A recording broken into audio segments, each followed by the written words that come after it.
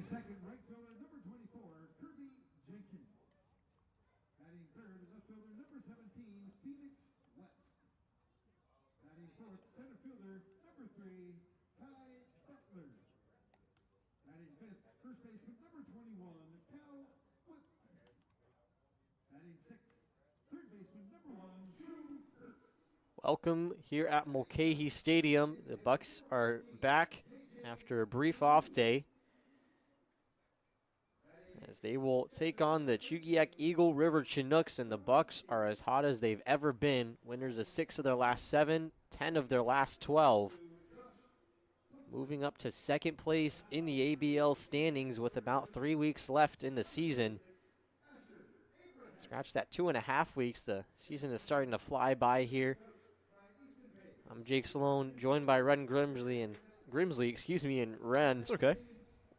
The Bucs are hot. They've done it in a multitude of ways, and they'll be tested against a team that they haven't faced in 11 days, which is the longest they've gone without facing a team. It seems like we haven't seen the Chinooks in quite some time. Yeah, it's been a bunch of Glacier Pilots and Miners for the past week or so, but the Bucs are not just, streaky. Obviously, you like to say the Bucs are hot. That's sort of been a key phrase along in the dugout and the clubhouse, but the Bucs might just be a really good baseball team.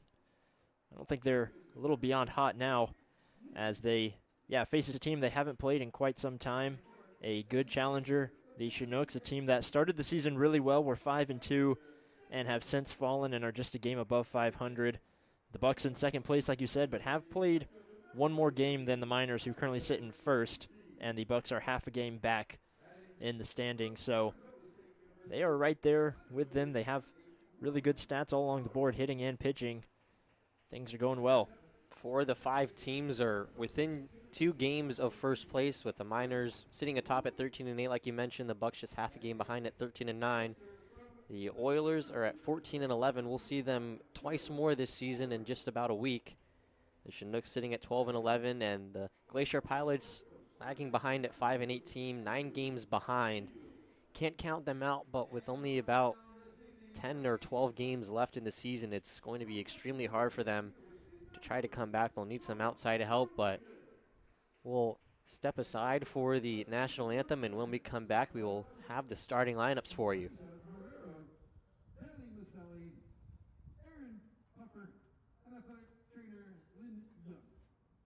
At this time, ladies and gentlemen, will you please rise? Gentlemen, remove your head cover as we honor America and those who have fought in the past, in the present, and in the future for this great country.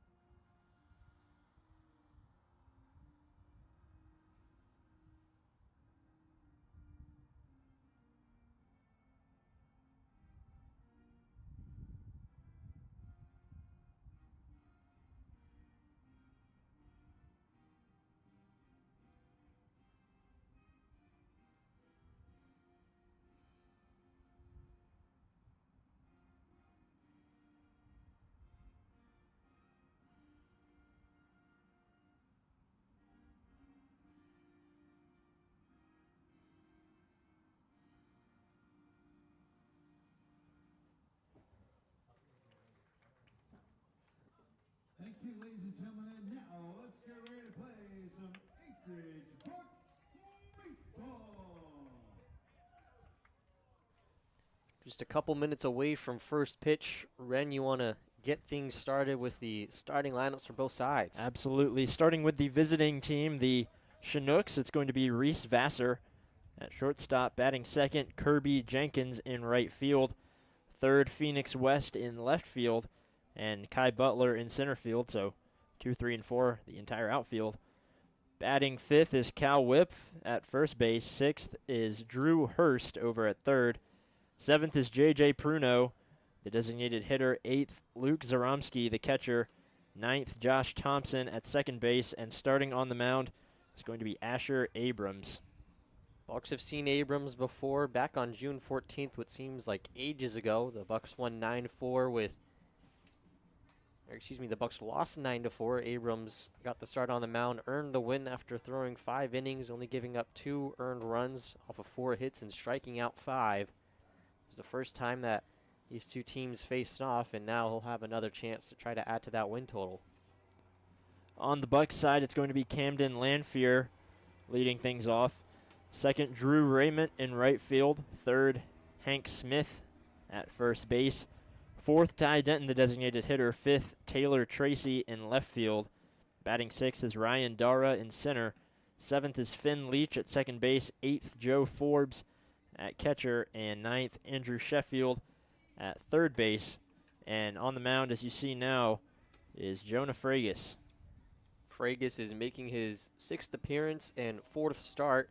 He has a 5.03 ERA through 19 2/3 innings. He's also faced the team today. Beat the Chinooks 4-1 after he came in relief, delivered 4 scoreless innings, and earned the win, as well as our player of the game. That was the second to last time these two teams faced off. The most recent time was that July 2nd victory for the Bucs, where it was the first of their 3-game win streak. They're on a 3-game win streak right now, trying to make it to 4. They have yet to do that this season, but they seem to be in a very good place to make that happen. So we'll get things started here with Reese Vassar stepping up to the plate in that right-handed batter's box against Fragus. The first pitch is swung on by Vassar and hit into right center field. Ryan Dar will get to the ball quickly and keep Reese Vassar at first base, but a strong start for the Chinooks. 1 pitch, and they already have their first hit of the ball game. They are last in the ABL in batting average, so a little bit of a surprise there. Currently sitting at 228 as a team. Going ahead and getting things going with a leadoff single there. That'll bring up the right fielder, Kirby Jenkins. He's only played in 14 games, but 5 of those have come against the Bucs. He's had several up and down performances when playing the team in black and yellow. His 3 0-for performances, as well as 2 multi-hit games. So a very hot and cold batter when facing the Bucs. He takes strike 1. Fragus looks over at Vassar before delivering the 0-1. It's hit well out towards left field. Tracy slips a bit, but is able to regain his footing and makes the catch for out number 1. So an aggressive start to the game for the Chinooks. One of them results in a hit, the other in a fly out. It'll be 1 gone and a man on for Phoenix West.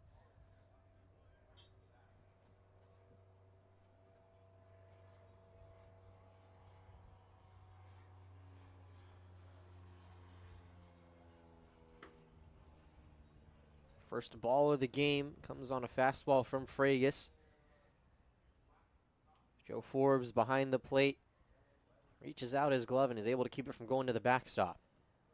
West with an on-base percentage above 500 at .512. So one of the better hitters on this team. That's why he's sitting in the 3rd spot to drive the first few home. Has an even .400 batting average through 13 games. He's finished up his junior year at Harding University, a Fort Collins, Colorado native. Swings and misses at that one to even the count up at 1 ball and 1 strike. Has an interesting approach, too, at the plate. Obviously no batting gloves. Seen that a few times, but sort of chops his feet when he gets ready for the ball, and they're very close together. Only about an inch between his 2 feet. Check swing at that one. He goes around for strike 2. Couldn't lay off the breaking ball down low. Fragus ahead in the count. A ball and 2 strikes with 1 gone, and Reese Vassar is still over at first base. in the top of the first inning.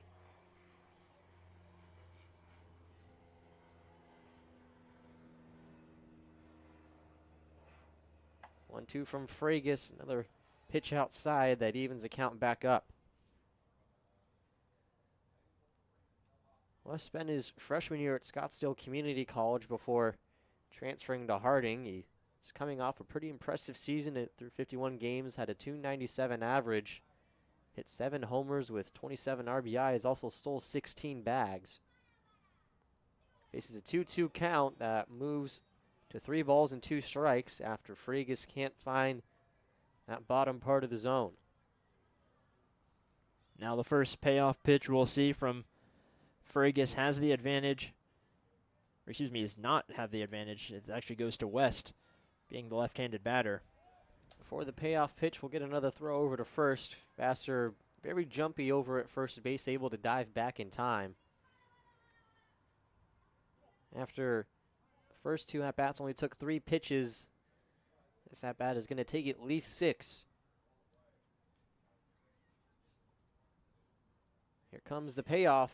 Called strike 3 on the inside part of the plate. West thought it was ball 4. But Fragus gets his first strikeout of the evening. That'll be the second out of the inning. Yeah, sometimes it's a little hard to tell. We're not directly behind the plate, so can be a little bit of an off angle, but that looked pretty good right down the middle to me. Maybe it was a little bit outside, but I'm not sure what West saw that made him think it was anything other than a strike. So that'll bring up Kai Butler, the center fielder, with Vassar still waiting on first. He'll go on the first pitch.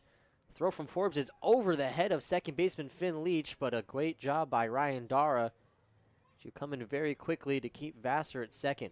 Yeah, we looked around the stats today. Realized that the Bucs don't steal all that often. They only have 31 stolen bases as a team, have been caught 7 times. The Chinooks have 47 stolen bases, have only been caught 3 times. And the team with the most is the Miners with 60. So almost twice as many stolen bases. Very aggressive on the base pass and showed it right there as that ball's hit into shallow right field. It'll get down, routing third and coming home is Vassar. The throw from Drew Raymond will not be in time. And the Chinooks strike first early with an RBI single from Kai Butler. Their aggressive base running pays off there.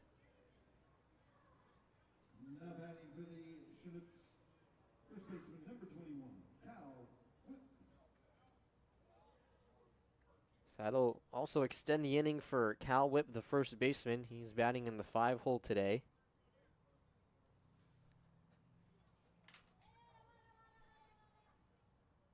Butler over at first has 7 stolen bases. He's another aggressive guy. That one fouled right back towards us, but just to the right, so we're A-okay up here. Every time foul ball comes up here, we get those PTSD flashbacks to the 4th of July. Just making sure we're paying attention. It's early in the game, making sure we're awake.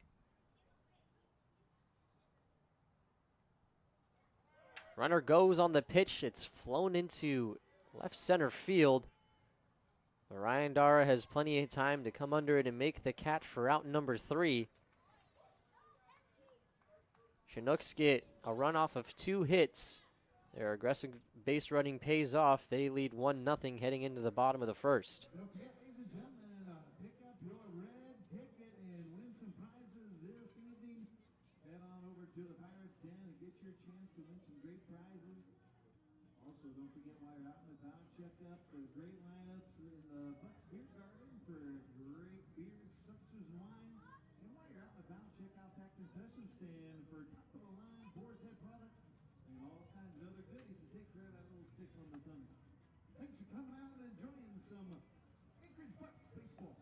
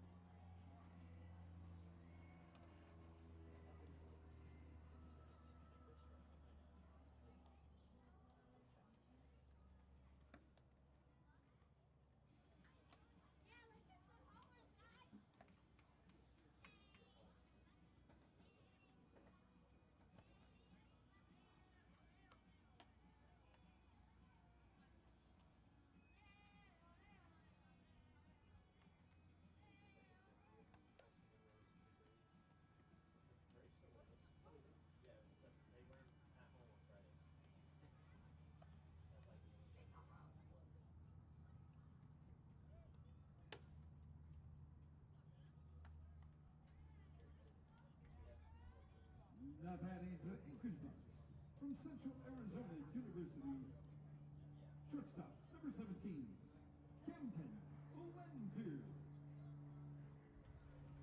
Bucs are facing an early 1-0 hole. They'll get their first chance to answer back. As Camden Landfear, the shortstop, leads off just like he always does. Takes ball one outside from Asher Abrams. Landfear fresh off of that multi-hit performance, his first in quite some time. Swings and misses at that one for strike one. Landfear did have 2 hits yesterday, a double and a single. So he's slowly finding his way back to making it on base. Consistently also walked yesterday. Confidence that came from Kirk Schreider keeping him in that leadoff spot is started to pay off. Check swing on that one did not go all the way around due to the call of the first base umpire. Still a 2-umpire crew here today. Any left-handed batters, an appeal will go straight to the home plate umpire as Landfear lifts that one pretty high and deep into center field. Right in front of the warning track is Kai Butler, and he makes the catch for the first out. Doesn't look like there's much winds today, so can't really blame any wind force pushing that back into the park and on that, but just if that had ridden a little bit further, would have been a leadoff homer, but wind was pretty heavy here just a couple days ago. It might have taken a homer away from the Bucs, but all that is just speculation today. For the time being, like you said, not a whole lot of wind. Andrew Raymond steps in and takes a ball and then fouls one off to even the count at 1 ball and 1 strike with 1 gone in the bottom of the first. Swings and misses at that one for strike 2.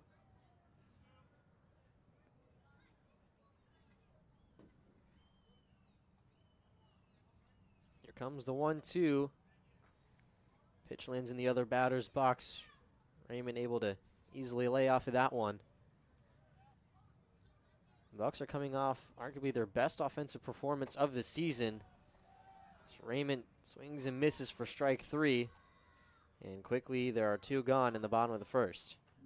yeah, not the jump that the Chinooks were able to get, where they immediately led things off with a hit and quickly drove in a run.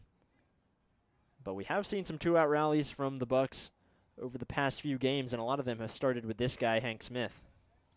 He's off the first pitch for ball 1. He's been the newest Buck to enter the top 5 ranks in batting averages. Swings and fouls that one away. Lifted his average up to 328. Was our player of the game just 2 days ago.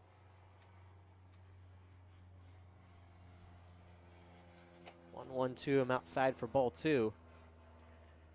Smith with a hitter's count was 2 gone and nobody on.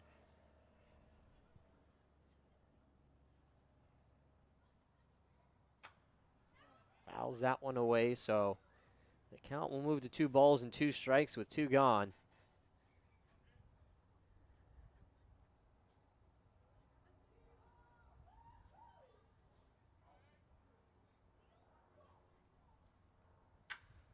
Smith lines that one over towards second base past the outstretched glove of Josh Thompson. And into right field for a 2-out base knock, the first of the game for the Bucs. Thompson had timed that up pretty well, going horizontal to try to make the grab, but just goes a little bit under his glove. Once you leave the ground, it's really hard to maintain that same control with any of your arms or legs. And the ball just sneaks under and a base hit for Smith, the first for the Bucs today. So the inning stays alive for the cleanup hitter Ty Denton. He's off of the first pitch fastball that winds up outside for ball 1. And Denton is back in the lead in the ABL in batting average, currently batting .360. And Hank Smith sitting at 4th, so he's just improved his average a little bit as well. Phoenix West, the other one in between, and Ryan Dara. So the top 4 hitters for average playing in this game today. The Chinooks offense got started early. The Bucs trying to respond. Denton faces a 1-1 count with 2 gone, and Smith over at first. Sends that one over towards shortstop. It's gloved by Vassar, but it gets underneath it. Would have been a tough play to make anyways, but he took his eye off the ball for a second, and the ball gets away from him and into left field. It's back-to-back 2-out singles for the Bucs, trying to put together a little rally of their own. That'll bring up Taylor Tracy, who is in left field today.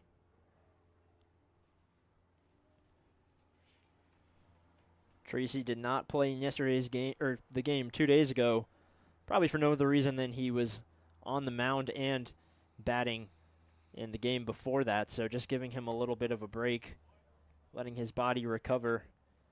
40 games in 60 days is no easy task, and we were luckily, as we've mentioned before, outside and away from the 2 8-game in 8-day stretches that we had that pretty much only had a day in between them.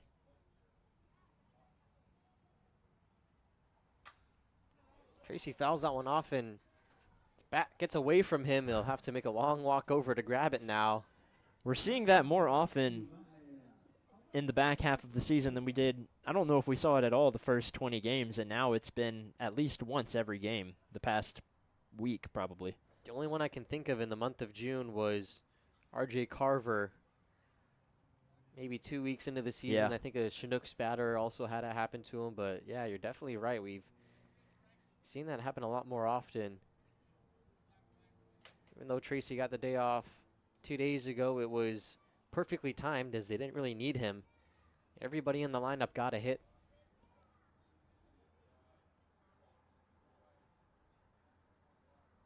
Tracy looking for a hit right here that could potentially bring Hank Smith home to tie this game up. Faces a 1-1 count. Next offering from Abrams, a fastball on the lower corner of the plate for strike 2. And the Bucs stranded 14 runners in the game the other day. Would love to see them bring home more runners, especially here early on, already down 1-0 with Hank Smith in scoring position. Tracy faces a 1-2 count. Abrams trying to strand a pair of runners. Won't do it on that pitch as it gets down in the turf. Catcher Luke Zaromski able to have it bounce harmlessly into his chest plate, making sure neither runner is able to advance. Count moves to 2 balls and 2 strikes.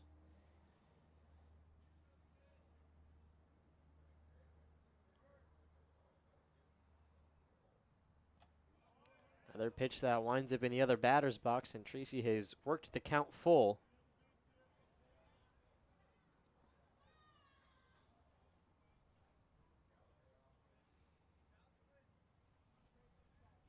Both runners will almost certainly go on this next pitch.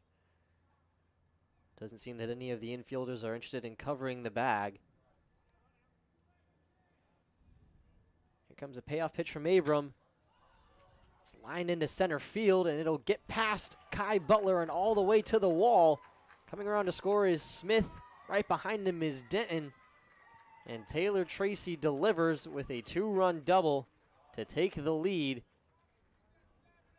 The first of the game for the Bucs. Exactly the 2-out rally that has led to success. Like you said, 10 games won in the past 12. And that is a big part of it there. Just guys getting hits and getting on base, being able to deliver in the big moments. Sometimes the big moments are in the first inning. Going ahead and taking the lead back once it's given up. Kai Butler was coming in on the ball, and it just got some legs and went right over his head. And that'll bring up Ryan Dara. He'll take strike 1. We haven't seen a whole lot of pitches taken for a strike. Both teams have been pretty aggressive so far.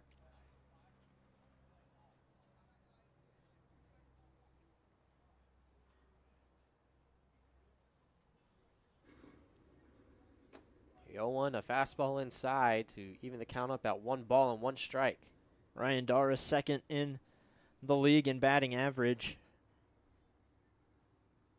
currently sitting at a 342. And he is also third in stolen bases with 9, behind Park of the Miners and Shane Cannon of the Oilers. Barr also had a pretty successful day at the plate 2 days ago. Had a double and a single. Also got his 9th stolen base of the season. Bases a hitter's count. He'll swing at that one for strike 2.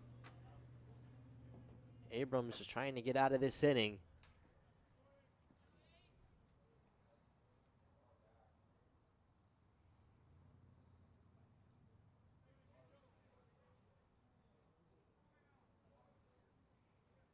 Here comes the 2-2 to Dara.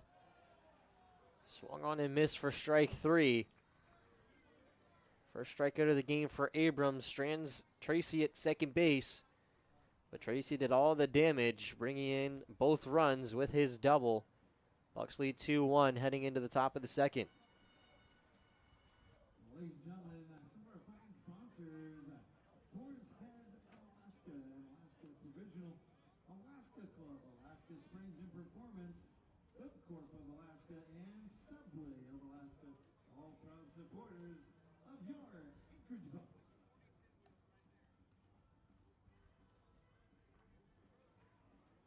Don't forget, pick up those red tickets and a chance to win some prizes. Gifts, certificates, and cards all coming your way. If you pick up those red tickets and get your number drawn, lots of fun stuff there. Pick them up at the Pirates Den. And while you're out and about, check out the beer garden for beers, seltzers, and wines, and the concession stand serving up top-of-the-line Boar's Head products.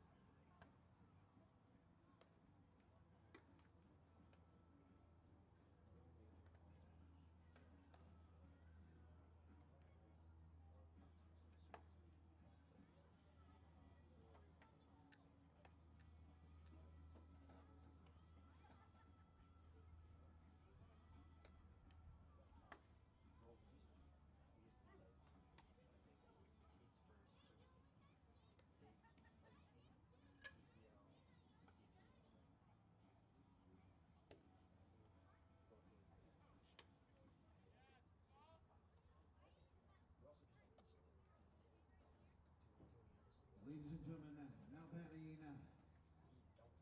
for the Chinooks, third baseman number 1, Drew Hurst. Jonah Fragus back on the mound, has a 1-run lead after the Bucs put up a 2 spot as an answer to the Chinooks' 1 run in the first frame.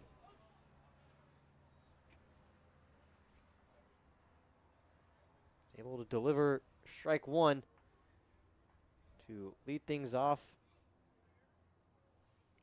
against Drew Hurst. Drew Hurst currently tied for third in the league in runs batted in. Tied with Finn Leach, who has also was leading for quite some time, has dropped now to third behind Musil and Hassan Cleaver of the Oilers. The Oilers seeming to just be the best team hitting-wise, but they've also given up the most runs by a significant margin. High-powered offense with not the type of pitching staff that's able to respond. We'll see them twice more this season in a quick 2-game series. Is anytime you play the Pilots, it'll be coming in bunches. Is you have to make the trip from Kenai, and they try to make that the least amount as possible. Is Hurst goes down looking for the first out of the inning. That'll be the second strikeout of the day for Jonah Fragus. And both of them looking, just been able to really fool the batters so far. Able to get 2 looking, also giving up a couple hits, so it seems to just be very hit or miss today on the mound for Fragus. That'll bring up J.J. Prunow. He's the designated hitter today. Also catches from time to time. That one fouled off of his leg. Bounced into play, but home plate umpire making sure that play was stopped. Now will take a moment to try to walk off that foul ball that looked like it hit him on the inside of his leg, maybe near his knee. Never feels good.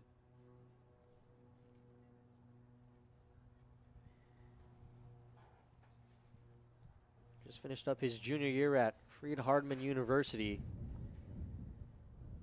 Was a big-time player for them behind the dish. He pops one up over towards second base, and Finn Leach able to track it cleanly and make the catch for out number one.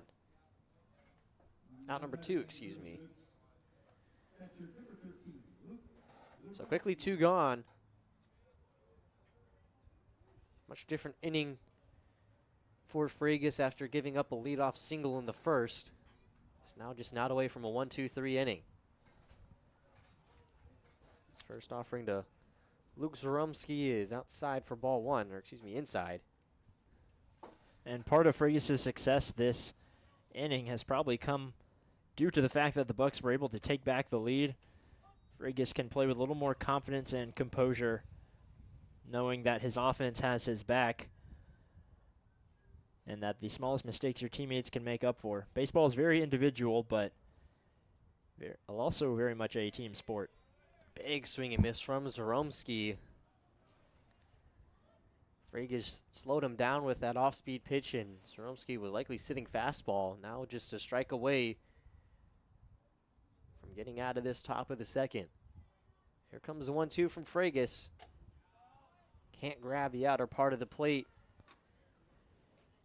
Fragus thought he might have gotten the piece of it there and a little bit of help with the frame job from Forbes, but umpire did not bite, and we'll have to continue the at-bat. So count moves to 2-2 with 2 gone in the top of the second. That slider misses outside to run the count full. Bucs up 2-1. Fragus trying to make sure it stays that way. Has his second payoff pitch of his outing. Lined right over the head of Finn Leach. Wasn't able to jump up and grab it. And Zaromsky able to keep the top of the second alive with a 2-out single into center. Looking for a 2-out rally of their own. They'll have to come with the bottom of the lineup unless they can work their way back up to Reese Vassar in the leadoff spot. So now it'll be Josh Thompson stepping in, the only batter that Fragus has not faced just yet.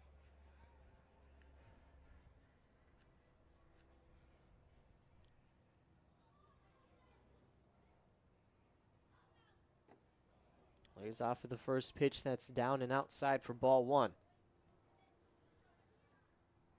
Thompson just finished up his sophomore year at Siena University. Only played in 14 games. Native of Ringgoes, New Jersey.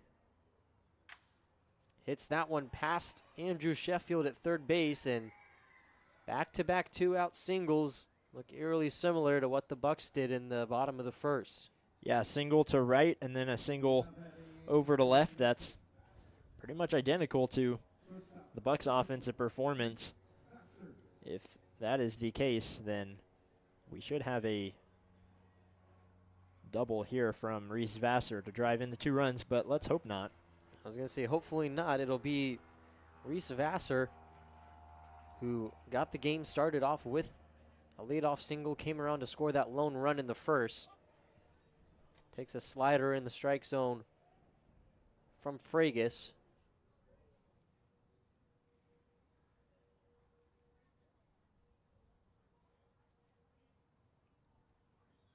Long pause before he receives the pitch from Joe Forbes behind the dish.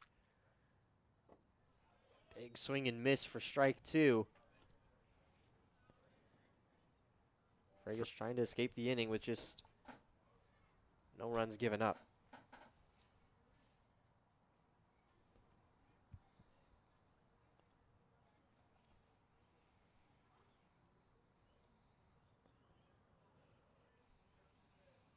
0-2, swung on and missed for strike 3. The first swinging K of the afternoon for Fragus is a big one as it strands the 2 runners on first and second.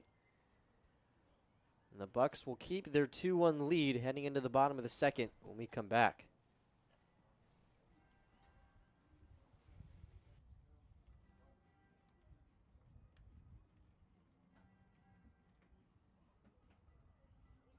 Ladies and gentlemen, the packaging store is locally owned and operated in Anchorage since 1993.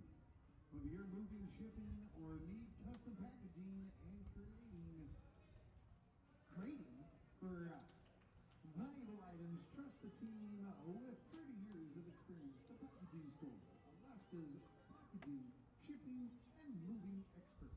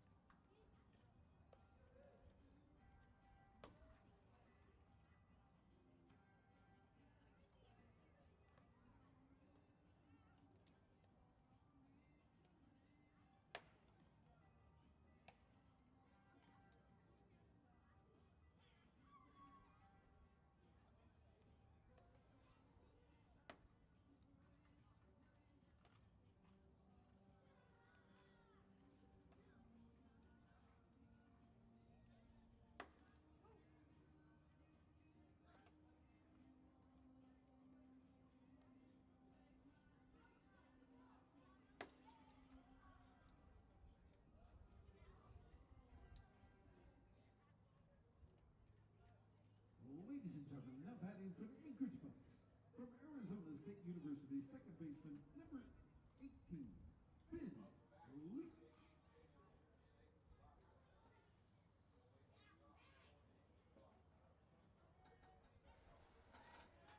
Finn Leach will lead things off in the bottom of the second with 7, 8, and 9 due up for the Bucs. First offering is outside for ball 1. It was a great bottom of the first for the Bucs. They got 3 hits, all that came with 2 outs. It's capped off by that 2-run double from Taylor Tracy.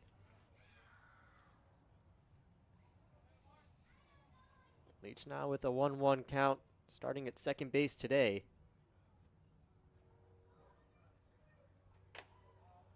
Next pitch runs outside for a 2-1 hitter's count to the leadoff batter.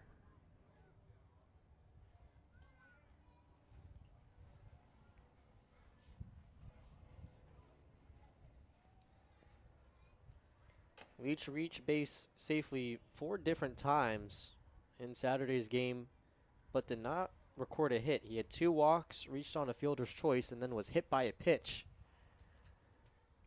Faces a 3-1 count as the leadoff man, and will start things off with a 5-pitch walk. Continuing that trend of reaching base without actually getting a hit. His on-pace percentage will thank him. His average, not so much. Yeah, I was going to say, in total went 0 for 2 on the day 2 days ago. So now Joe Forbes, the catcher, stands in with Leach on first and nobody out. Swings at the first pitch he sees and sends it into center field.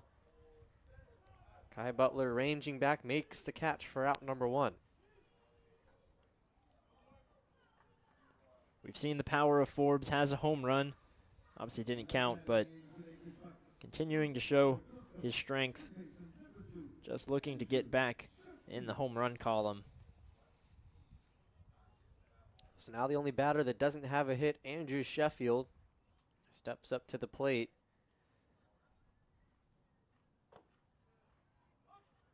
Takes a first pitch strike on the inside part of the plate.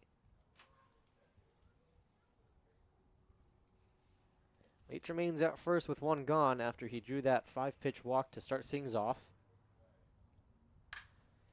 Sends one into left field. Going back at the warning track and making the catch on a hop is Phoenix West. Had to leave his feet to make sure that he made that one in time. And 2 very hard hit outs, as Leach remains at first base. Yeah, it looks like the wind might be actually pushing from home plate outwards towards the outfield, so the balls might have a little bit of a ride. Have seen the past 2 go back to the warning track. Now Camden Lanfear steps in there and takes a first pitch strike on the slider from Abrams, who after that 5-pitch walk has gotten 2 outs in 3 pitches. Leach will go on the pitch. It's swung on and missed from Lanfear. The throw is high and not in time. Leach in there with a stolen base to move himself into scoring position.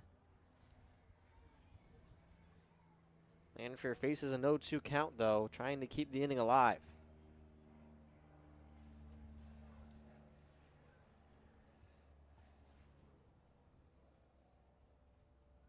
Leach, not necessarily known for his speed. Only has 2 stolen bases on the year, but can get around the base pass in a hurry, as that one's hit over towards second base, fielded cleanly by Josh Thompson, and he makes the throw to first in time for out number 3. So despite the leadoff man reaching base, Bucs aren't able to do anything with it. Neither team able to add to their run total in the second inning. We head to the third. The Bucs still up 2-1. All right, ladies and gentlemen, get out that first red ticket. We got a winner for you. This is a certificate to Club Paris, one of the finest sticks in Alaska. That ticket number is 066608. That's it, 066608. You're bringing home some Club Paris. Again, don't forget, those red tickets are available at the Pirates Den, and give yourself a chance to win. We've got 2 more drawings here, so make sure you pick up that red ticket for your chance to win. Also, while you're on the bound, check out the Bucs Beer Garden and all kinds of beer, seltzers, and wines, as well as that concession stand serving up top of the line Boar's Head products and all other culinary delights coming out of there. Thanks for coming out and joining us for some Bucs baseball.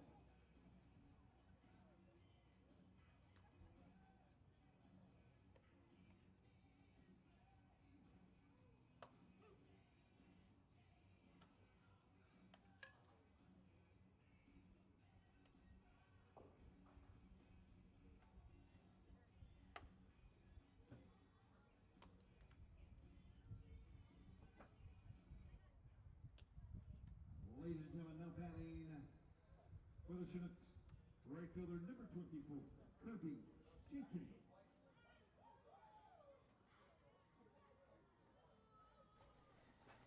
Kirby Jenkins will lead things off for the Chinooks in the top of the third.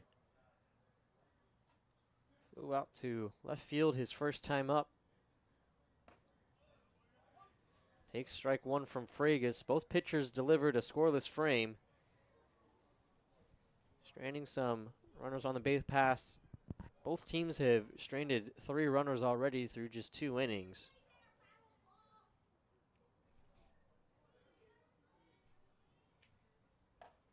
Oh, 1 is a fastball that's blown by Jenkins.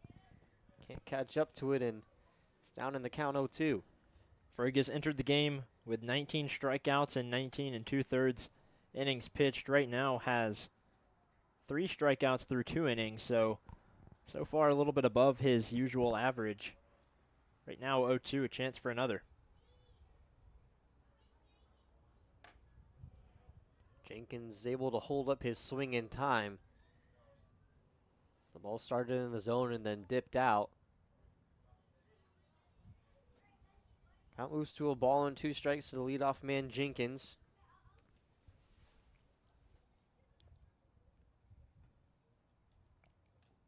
Next offering comes in and hits Jenkins on the arm. After being in full control, Fragus not able to get the leadoff man out.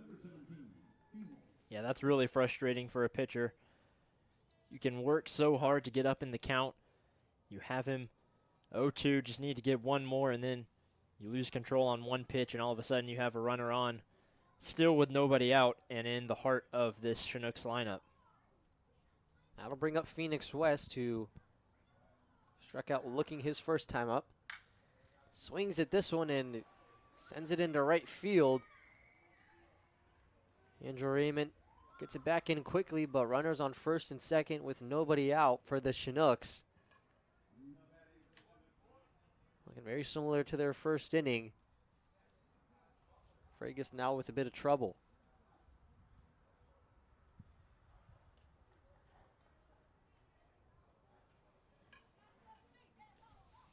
So Kai Butler, who already has one RBI on the day, comes in with 2 runners on and still nobody out.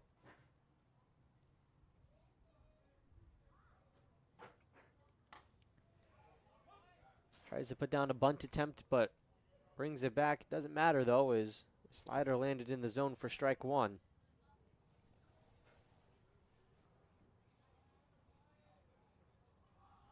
Both corner infielders playing tightly up in case another bunt attempt is shown. Butler tries to lay one down. It winds up. They're going to call it fair. Thought it might have bounced off of his foot. I thought so too. They're going to now come together to talk about it. Looks like it went a little bit down and back to start and then bounced out.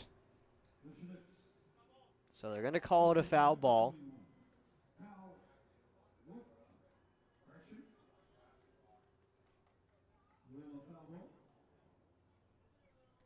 So it'll be a foul ball. Glad I didn't write anything in my scorebook yet. Count moves to 0-2. Yeah, Fragus didn't put much hustle to get the ball when it was bouncing right under his glove, and makes a lot more sense now. He definitely saw it bounce foul first, and the umpires now come together and come to an agreement. So the count moves to 0-2. That'll likely eliminate any bunt attempt. It does there. The pitch gets away from Forbes. He's able to pounce on it quickly and keep Kirby Jenkins at second base.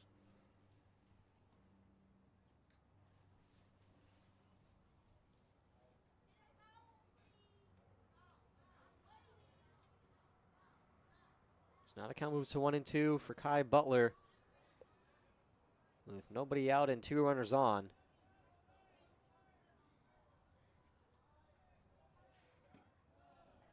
Lays off of that fastball that winds up down low for ball 2.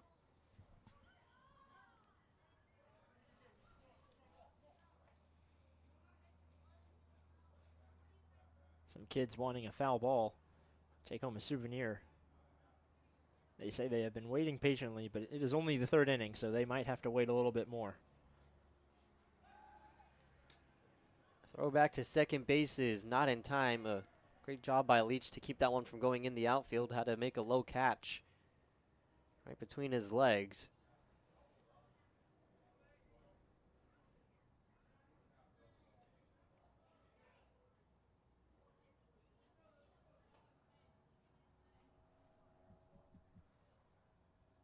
So now a 2-2 count to Kai Butler. Fragus receives the sign from Joe Forbes. Can't get a swing and miss on that one. Count has run full. Nearly got him to chase on a slider that went way down after starting in the zone. Once again, Fragus had an 0-2 count. Now might put the runner on.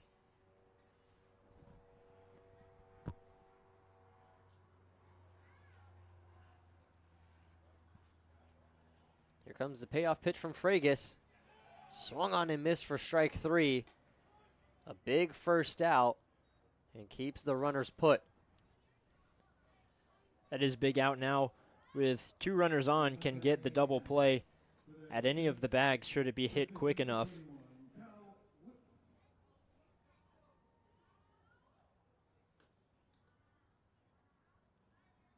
So now Cal Whip will step in Flew out to straightaway center field his first time up.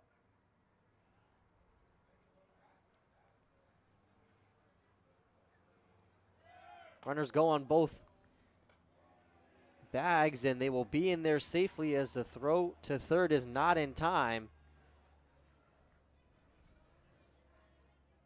So the double steal is successful and moves both runners into scoring position. That's a great steal, especially with the right-handed batter. Forbes had to take a step back to get the angle to throw over to Sheffield at third. Would have been the easier one as it's only a 90-foot throw. Fragus, though, able to deliver a first strike and then get a foul ball from Cal Whiff. So he's ahead in the count once again, 0-2. Already has 4 strikeouts on the day, looking for number 5.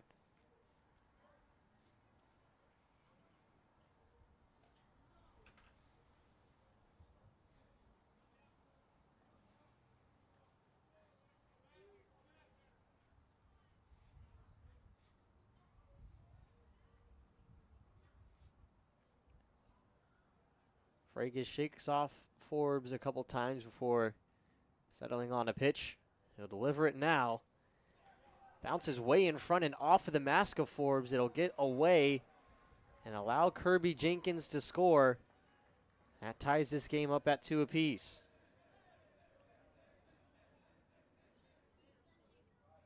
Phoenix West also advancing to third base on the wild pitch, so Chinooks could take the lead if a ball is hit well enough into the outfield by Cal Whiff.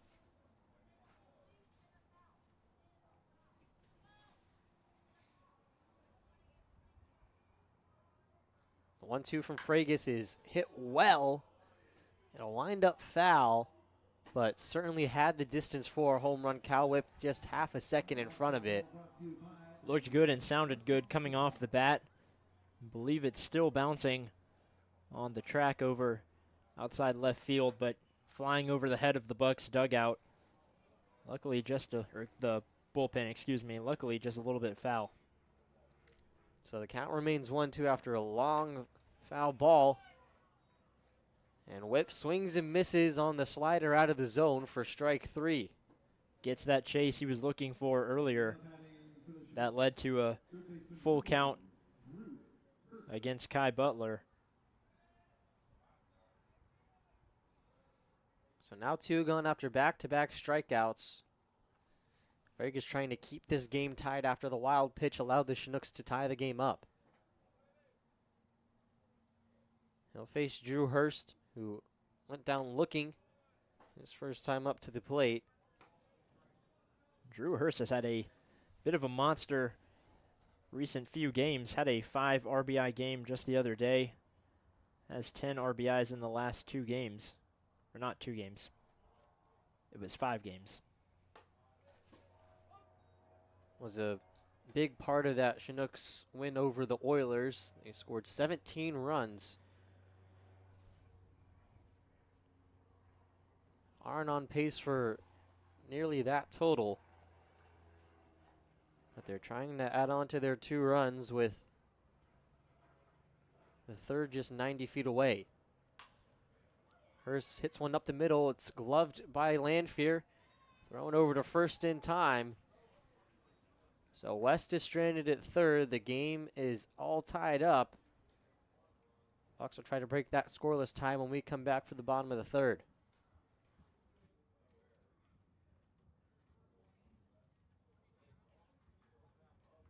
Ladies and gentlemen, some of our fine sponsors: Arby's of Alaska, Moe's O'Grady's, Safe and Sound, Northern Lights Imaging, Trailer Craft, Little Caesars, and Alaska Highway Safety Office, all proud supporters of our Anchorage Bucs.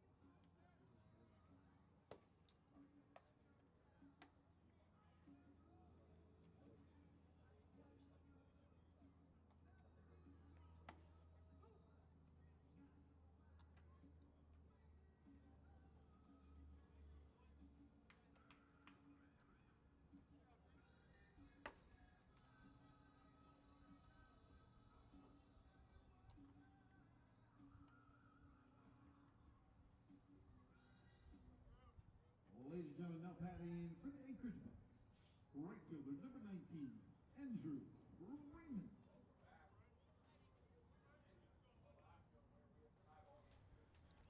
Andrew Raymond up to the plate for his second time today. Went down swinging back in the first inning.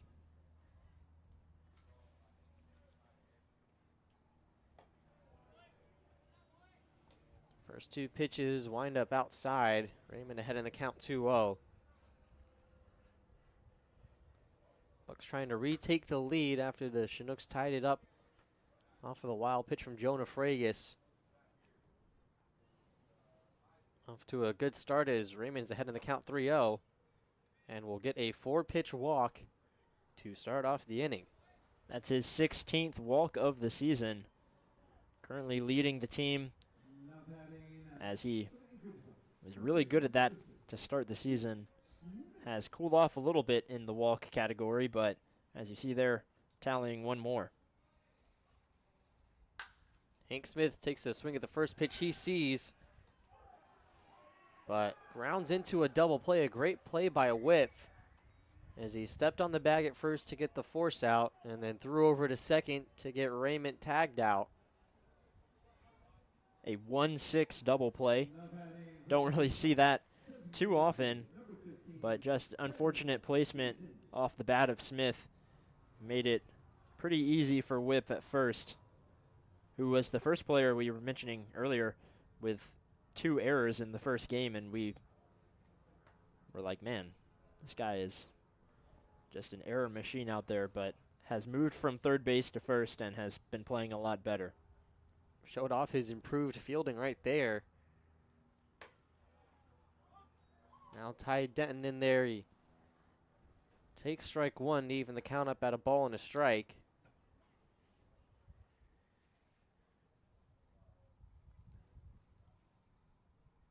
Bucs have started the last 2 innings off with a leadoff walk, but haven't done anything yet with it as Denton slaps one down the left field line. It'll go into the corner. And Ty Denton with a 2-out double. This guy just seems to be a magnet for doubles down the left field line. And he's only improving his already league-leading batting average, currently at .360, but with 2 hits today out into left field, only going to get better. So now the man responsible for the 2 runs put up by the Bucs, Taylor Tracy, steps in. And that 2-run double, that was the cap off for the Bucs' 2-out rally. Trying to get another one here. He'll take strike one on the upper part of the zone.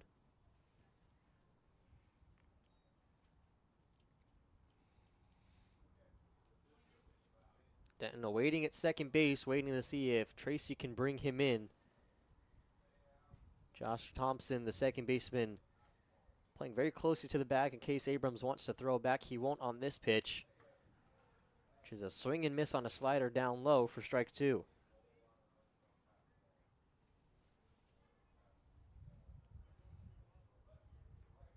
0-2 count now to Tracy.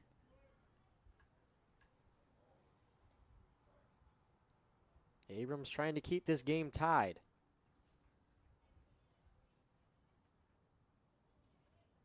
Here comes the 0-2 from him. Hit well into left field. It will not get down as Phoenix West comes barreling in and makes the catch for the 3rd out.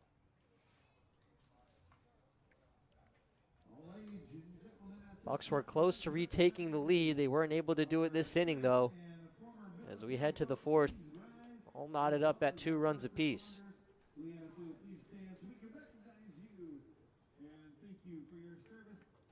Both to our country and to our community. Thank you very much, ladies and gentlemen. Let's give them a big round of applause.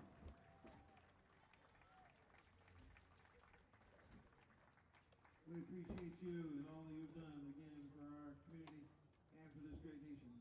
Thank you.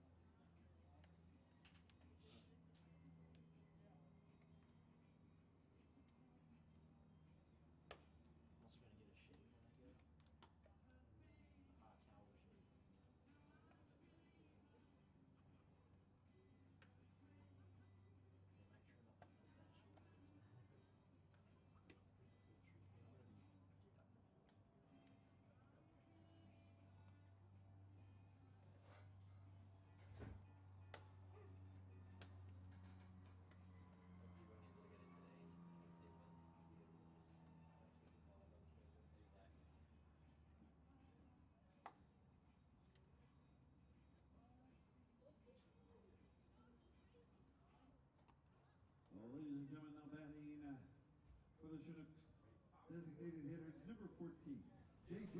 Provenu. We are a third through the game.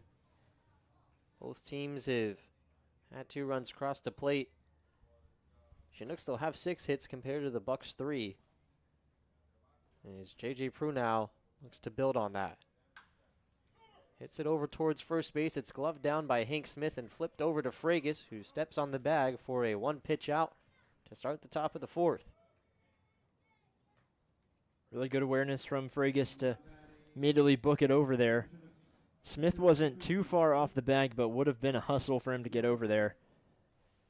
No need to make it close, just take the short play. Fragus, who started the game with an arm sleeve, is now lost it. Wasn't able to find the zone on that one as he nails Luke Zaromski right in the back.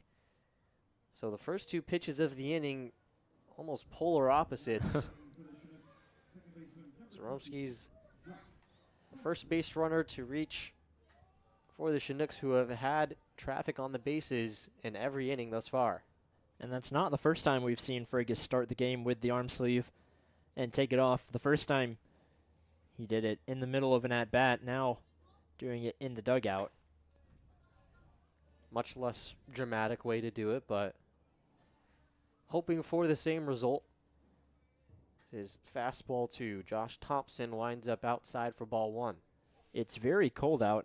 Obviously, with how much effort and energy it takes to pitch a baseball game, he is likely quite warm, maybe even sweating a little bit, but we are bundled up in here, had to close the door behind us.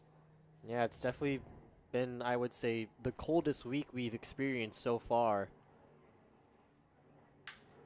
That one is lined into center field, but a diving play by Dara keeps it from becoming the 7th hit of the game, and it also keeps Zaromski at first base. Add that one to the highlight reel. That's a really excellent play from Dara. Had to take a little bit of a dive to get there, but read it well. Oftentimes you'll see guys just let that sort of fall in order to not let it get behind them on an attempt, but excellent glove down from Dara. The gamble pays off for the speedy center fielder. As now Reese Vassar steps in and takes strike 1 on the inner part of the plate. Vassar came around to score the first run of the game and then struck out swinging on 3 pitches in the 2nd inning. Already his 3rd plate appearance in just the 4th. He fouls that one away for strike 2.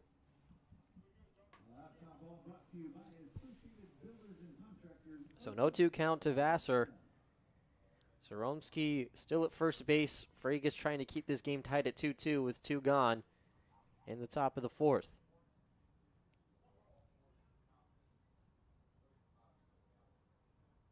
Here comes the 0-2 from Fragus. Lined into left field, but right into the glove of Taylor Tracy, who had to barely move from his spot.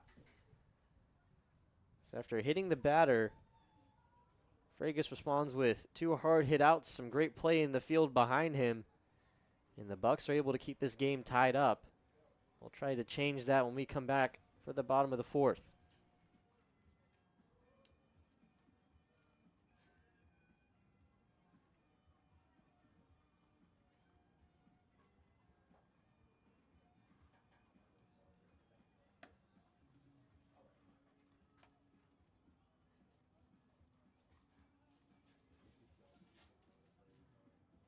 Don't forget, ladies and gentlemen, to pick up your red ticket at the Pirates Den. Give yourself a chance to win some prizes. And while you're at the back, check out the Bucs Beer Garden and the beer, seltzers, and wines available. And that concession stand with top of the line Boar's Head products just waiting for you. Thanks again for coming out and enjoying some Monday Night Baseball with the Anchorage Bucs.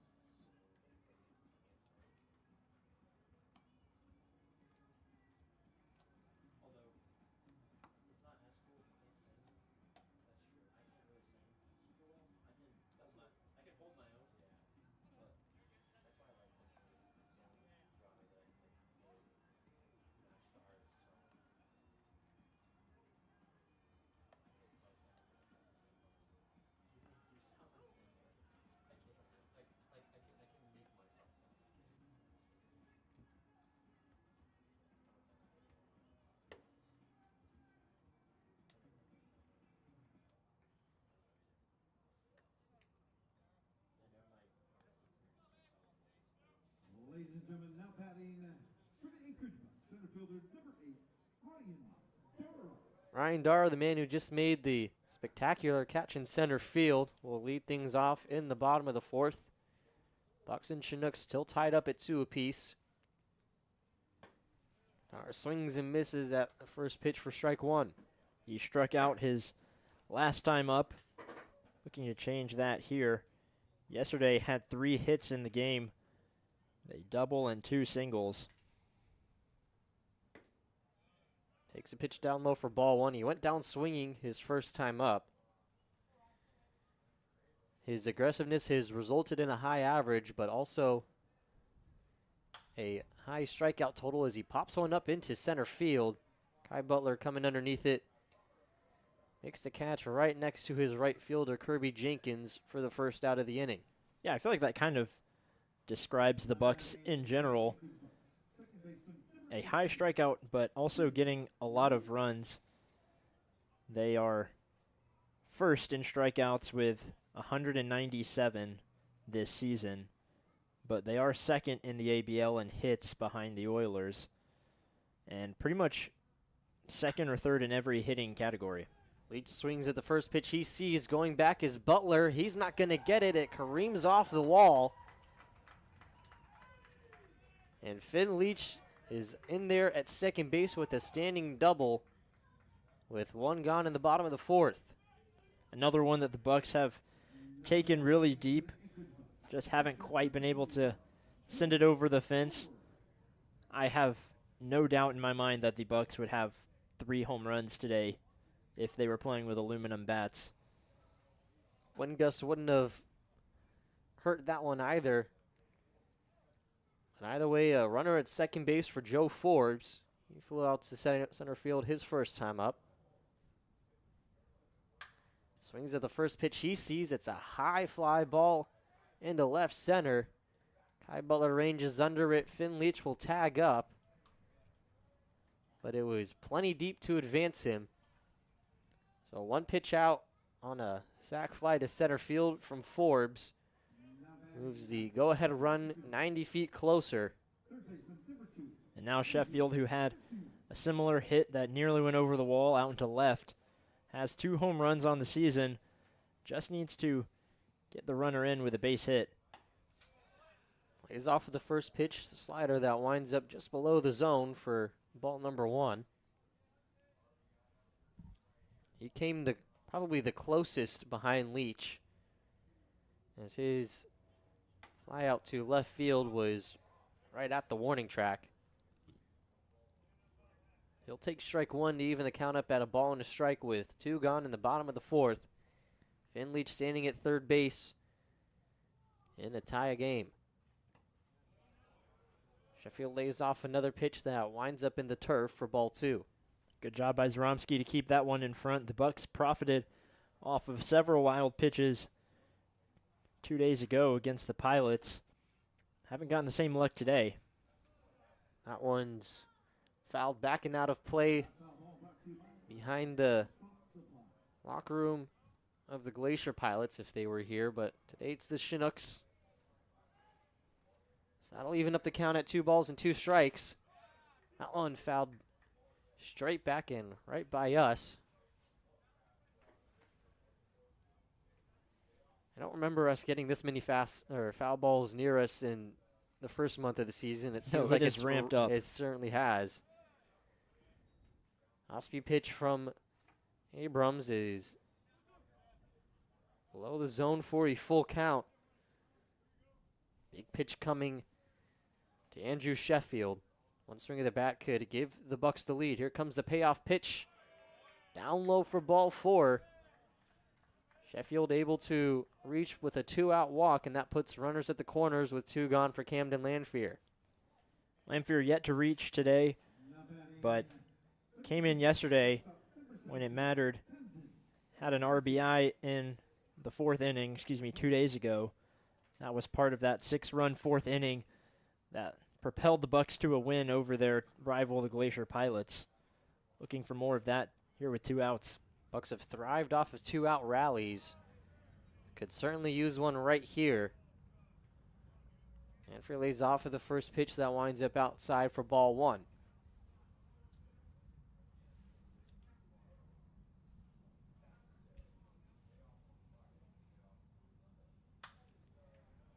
Sends that one foul and out of play to even the count up at a ball and a strike.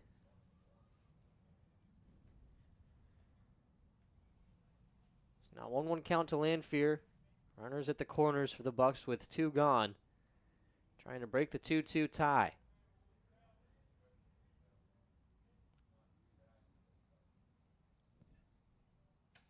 Another pitch. This one gets away from Zaromski. Coming across home plate and scoring is Leach. Advancing to second is Sheffield. After the Chinooks tied the game up off of a wild pitch, the Bucs take a lead. And might consider that more of a passed ball. Hit the glove of Zaromski, was very catchable, but just clipped the underneath and went straight to the backstop. Lanfear pops one up into right behind the infield. It's caught by Reese Vassar. So the Chinooks able to strand 1 runner on the bases. But Finn Leach scores the 3rd run of the game for the Bucs off of the pass ball. They lead 3-2 heading into the 5th inning.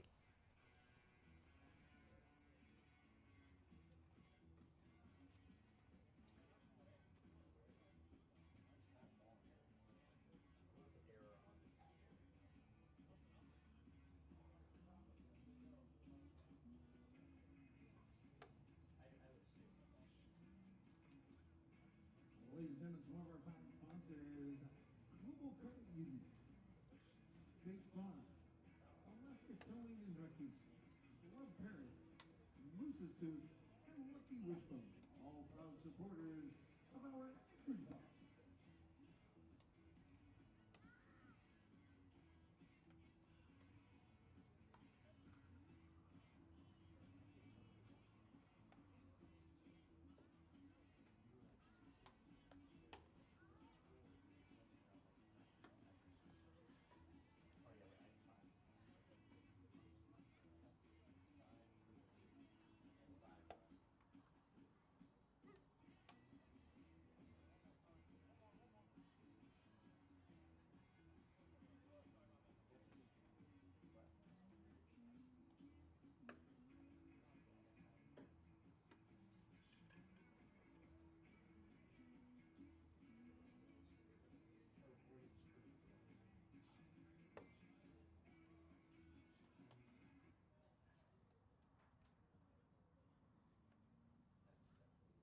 Ladies and gentlemen, now batting for the Chinooks, right fielder number 24, Kirby Jenkins.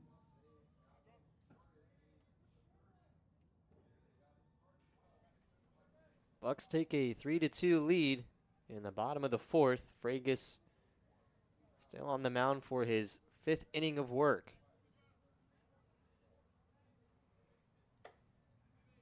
Delivers the first pitch strike on a slider to Kirby Jenkins, who was hit by a pitch and then worked his way around the bases to eventually score.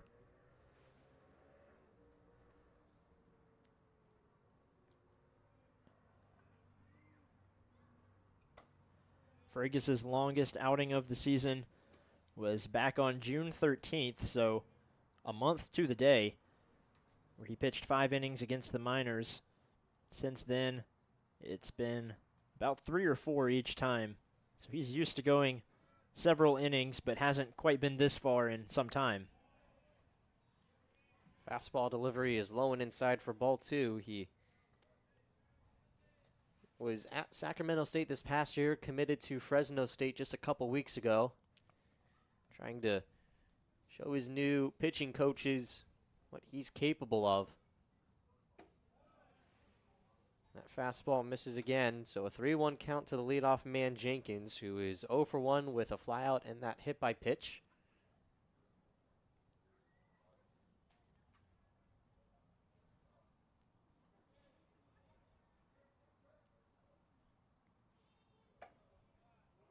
Fastball right down Main Street for strike 2, and that will load the count. That's a really aggressive pitch with 3 balls, 1 strike. Jenkins might feel a little tempted to swing with the count, but just puts it right down the middle. He has not swung yet. Here comes the payoff pitch. He swings at that one, and it's sent right back at Fragus, who has to hit the deck to avoid being hit by it. Didn't have enough time to flash his glove, just had to get out of the way of that one. Had to make a little bit of a business decision there. And I don't think anybody will blame him, especially after we saw Luke McLeod get hit by a comebacker right on the calf. And most people probably would not have to duck down on that pitch, or at least go all the way to the ground, but Fragus listed at 6'6". So as tall as he is, that ball likely would have taken his head off. A towering presence on the mound as Wes sends a fastball right into left field, and Taylor Tracy gets under it to make the easy catch for out number 1.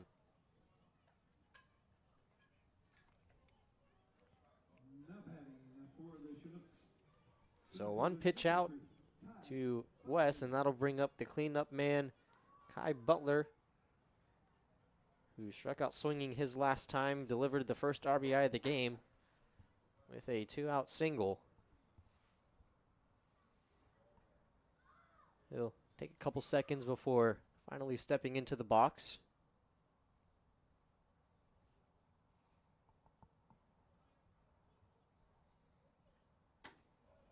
First offering from Fragus misses down and away for ball 1.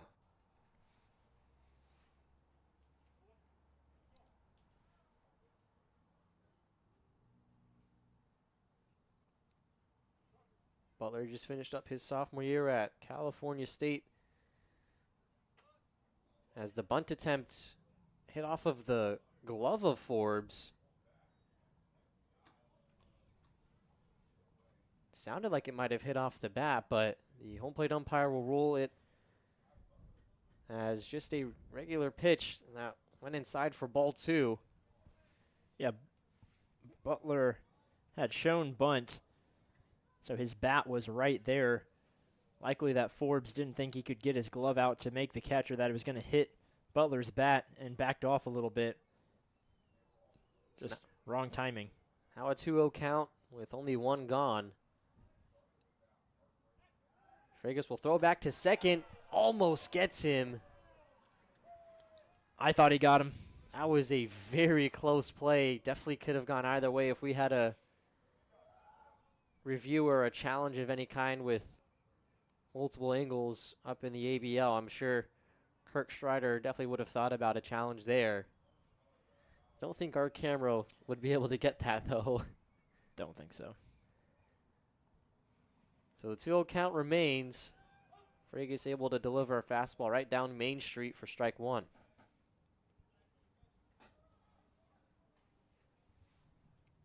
Fragus trying to keep Kirby Jenkins at second base. Butler trying to advance him. 2-1 is lined right to Hank Smith. The throw, though, over to second is not in time. Was such a quick line out that Leach and Lanfear didn't have time to try to cover the bag. Nonetheless, they get the second out and keep the runner at second. Was great awareness from Smith as well to throw it to a person and not just throw it in the direction of the bag. With neither guy there, it would have gone into left field and would have had a chance for Jenkins to go ahead and take third. Now it'll take a hit into the outfield to score Jenkins from second. Cal Whip will try to do that. Swings and misses at the first pitch for strike 1. Whip came very close to a 3-run homer in the 3rd inning. Had a foul ball that had plenty of distance for a home run. Runner goes on the 0-1. Fastball just misses inside for the 1-1 count. And with how good of a jump Jenkins got on that, didn't even attempt to make the throw over. Again, with the right-handed batter, just takes away that angle for Forbes, whereas on the other side just has a clean throw over to third. And for the second time today, Kirby Jenkins has stolen third base. Whip swings and misses. That'll be strike 2. Frigus just a strike away from stranding the runner at third and keeping the Bucs lead.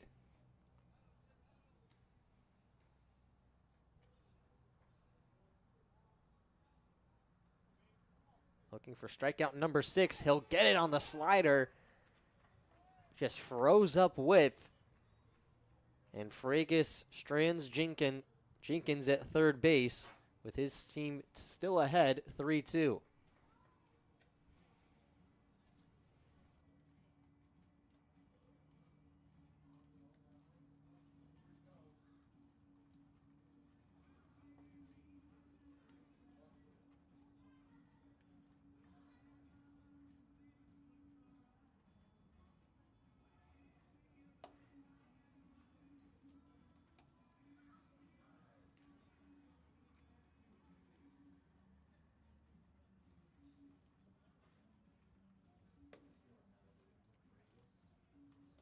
Ladies and gentlemen, we thank the packaging store for their support of Bucs baseball. Do you or someone you know plan on moving out of state of Alaska? If so, take advantage of the most economical moving rates in town, the packaging store, Alaska's packaging, shipping, and moving experts.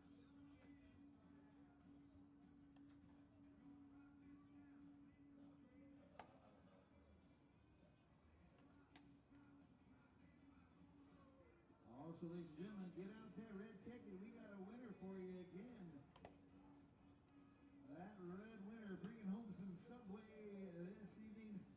066616. 066616.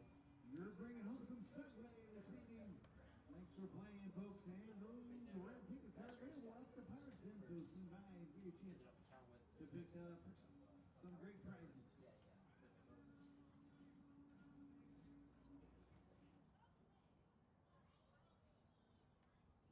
Ladies and gentlemen, now batting for the Anchorage Bucs, right fielder number 19, Andrew Raymond.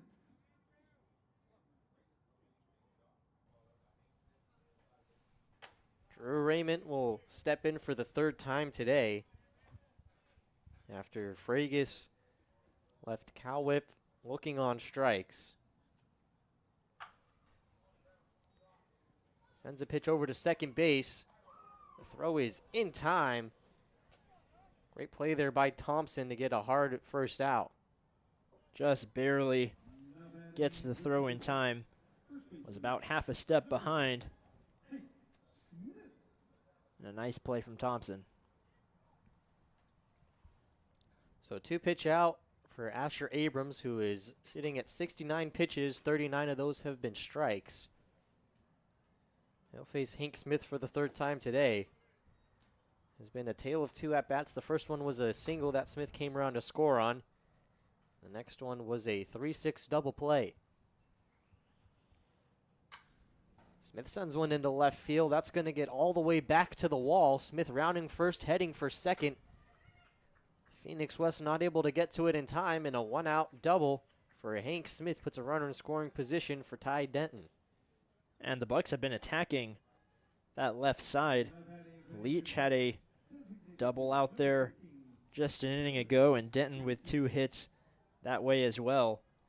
Now Hank Smith, even as a left-handed batter, joining in on that left field action. So now Ty Denton, who is 2 for 2 with a single and a double, has a chance to get his first RBI of the game. Lays off for the first offering from Abrams. Winds up down and away for ball 1.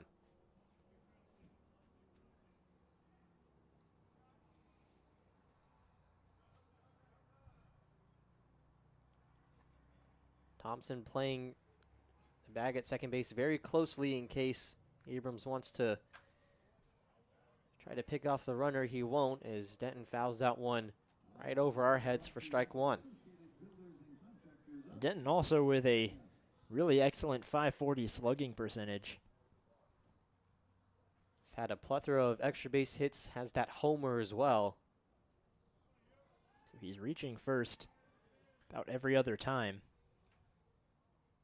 at the very least. 1-1 count to him. Pitch down low for ball 2. Zaromsky able to block that one and keep it from getting behind him.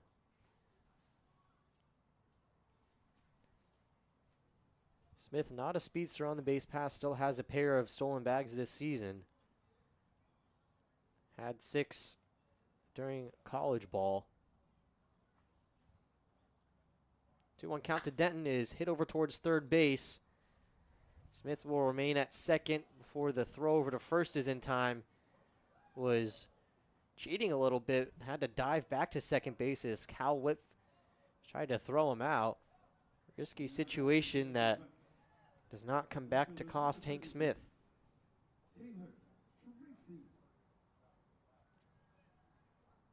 Denton was not able to bring Hank Smith home. Taylor Tracy will try to do that, but he will be the first to face a new pitcher on the mound. Asher Abrams' day is over. We'll have a call to the bullpen and more information when we come back.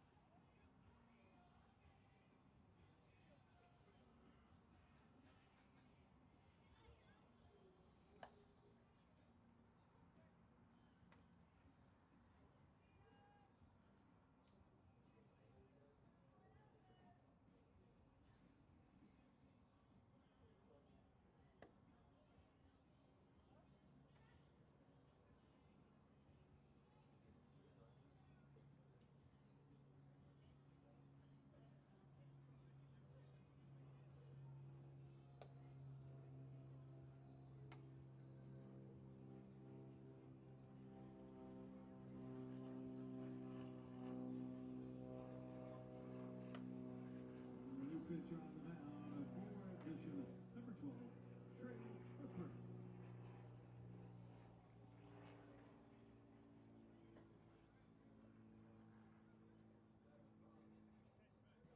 New pitcher on the mound is Trey Harper, right-handed pitcher who the Bucs have already seen 3 times. So both sides are well familiar with each other. First guy he faces will be Taylor Tracy with 2 gone. Yeah, on June 12th, which was a while ago, in a losing effort, he pitched only a third of an inning, gave up 3 earned runs, but has done a little bit better. On June 30th, pitched an inning and 2/3, gave up no runs, and then another inning and 2/3 just a few days later against the Bucs, gave up 2 runs then. And that was on July 2nd, the last time we saw him. He's trying to strand Hank Smith on second base. Has a 1-0 count to Tracy, who slaps one over towards short. The throw over to Cal Whiff is in time. He had to stretch out for that one. Tracy unable to add to the Bucs' lead as they still remain atop 3-2 heading into the 6th inning. You're listening to the Bucs YouTube channel.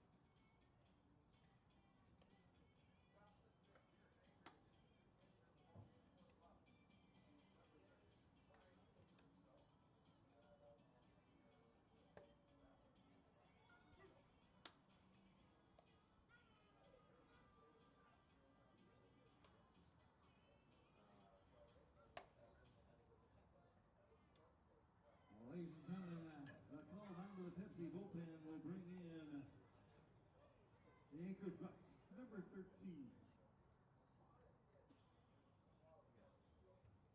From Arizona State University, Ryan Caruso.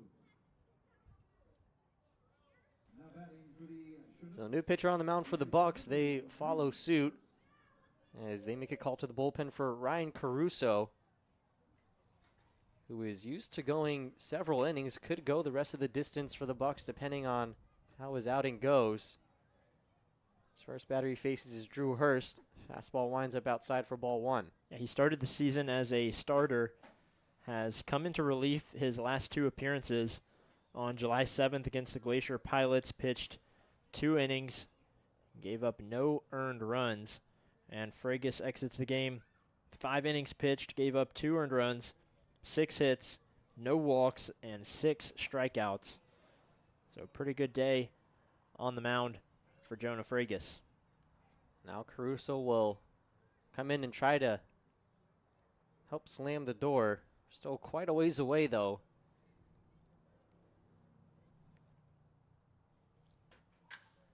Hurst sends one into center field. That'll get past Dara.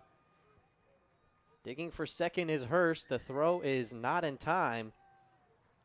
Drew Hurst with a leadoff double to start things here in the top of the 6th.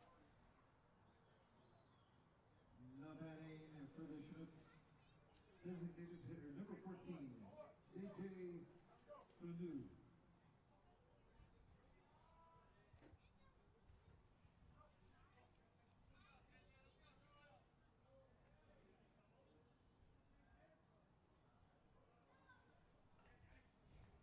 So now J.J. Prunow, the designated hitter, steps in with Hurst at second. Tries to lay down a bunt, but pulls away. Pitch still landed in the strike zone.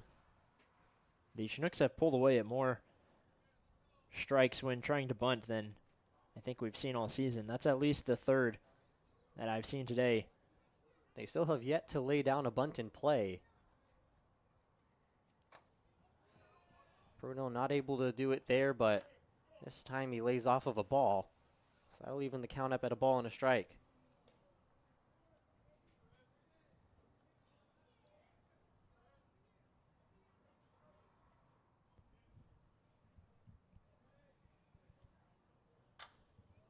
Bruno pops one up into foul territory. It's in play for Hank Smith, who makes the catch for the first out. Now batting for the Chinooks, catcher number 13, Luke Zaromski. Always good to get a little freebie there on a foul fly out. Even if it lands, not going to be anything.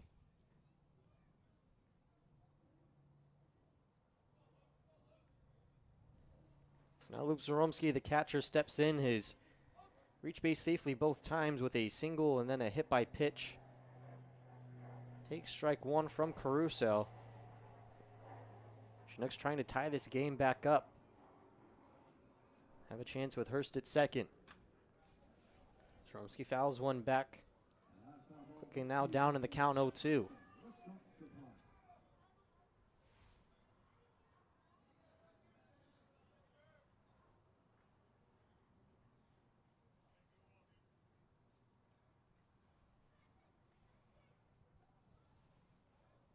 Caruso with an 0-2 count and 1 gone.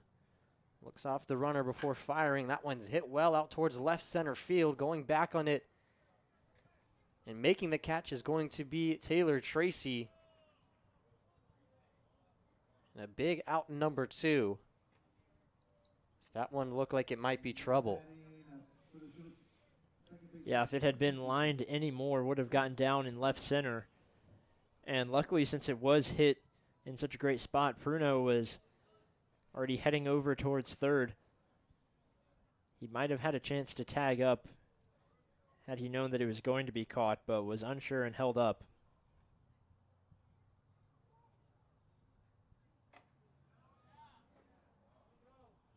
Check swing from Josh Thompson did not go around, was a very close play. Home plate umpire, though, ruling that Thompson held up in time.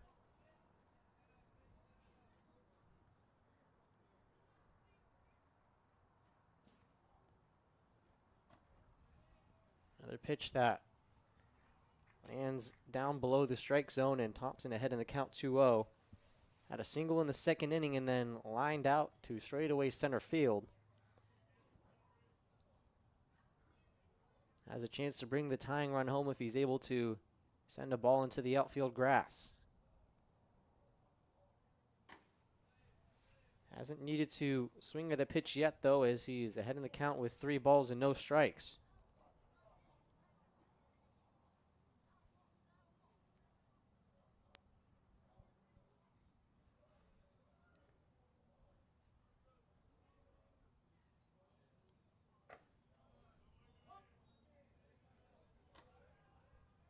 Caruso able to find the strike zone for a 3-1 count to Thompson.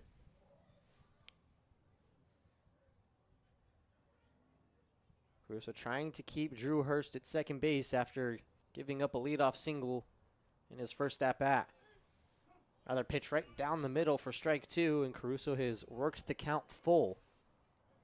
2 really simple pitches, just fastballs that went straight down, but with Pruno feeling so confident up in the count, did not take a swing, and Caruso works his way back. Here comes the payoff pitch from him. It's fouled away. Count remains full with 2 gone, and Drew Hurst at second base.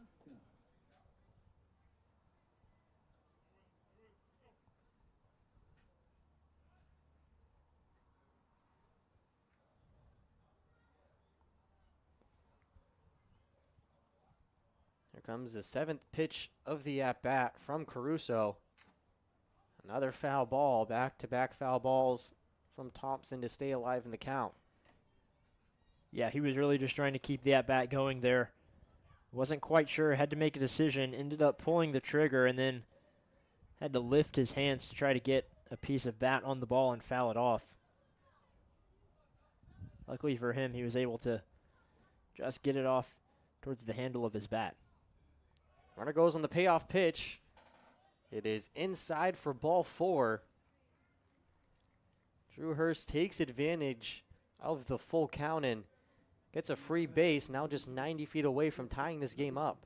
That is the first walk for the Chinooks today. Fergus did not give up any. He hit 2 batters, so still had a couple of free passes, but the first true walk to the Chinooks. They've now stolen third base 3 times, twice by Jenkins, as the pitch gets away from Joe Forbes. And coming across to score will be Hurst to tie the game up. 2 of the 3 runs from the Chinooks have come off of pass balls or wild pitches.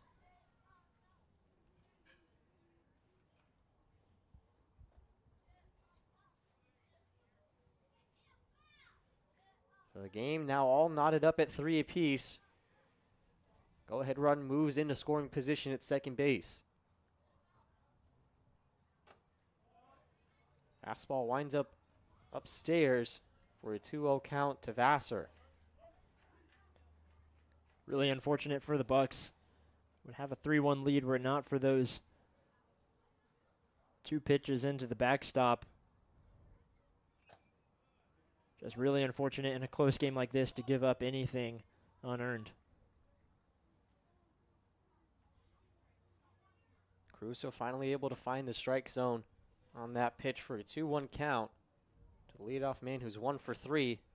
Swings and misses at a fastball for strike 2.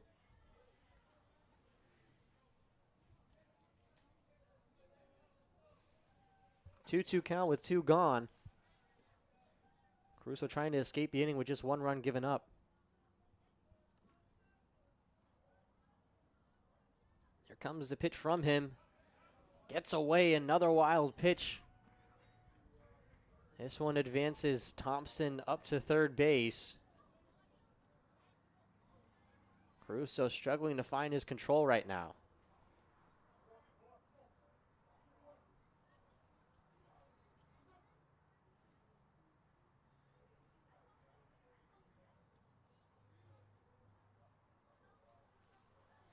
So full count to Vassar with the go-ahead run at third base.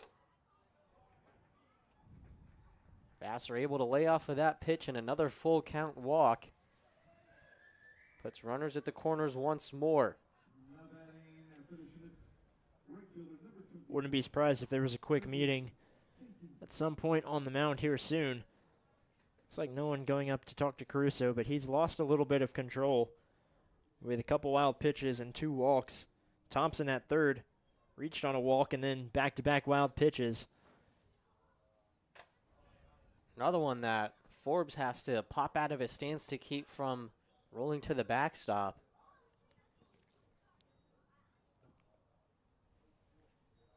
Caruso struggling to find his control and location right now. Has a 1-0 count to Kirby Jenkins, who singled and was stranded at third base back in the 5th inning. Swings and misses at that pitch for strike 1. Yeah, Fraga stranded 2 runners at third in 2 different innings, 1 in the 3rd, 1 in the 5th. Caruso wasn't able to keep Hurst over at third, but has a chance to do so with Thompson. Has 1-1 count to Jenkins. That pitch misses.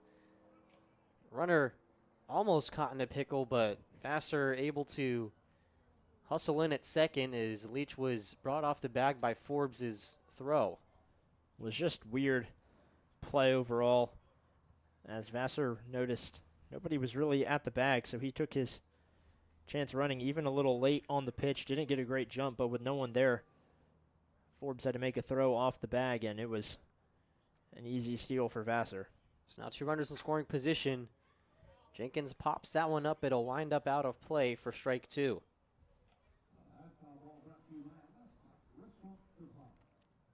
So those little mistakes can be contagious among everybody.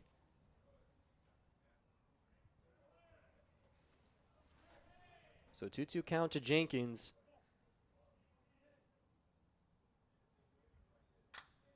Fouls another one away for. That'll keep the count at 2 balls and 2 strikes. Caruso just 1 strike away from getting out of this inning.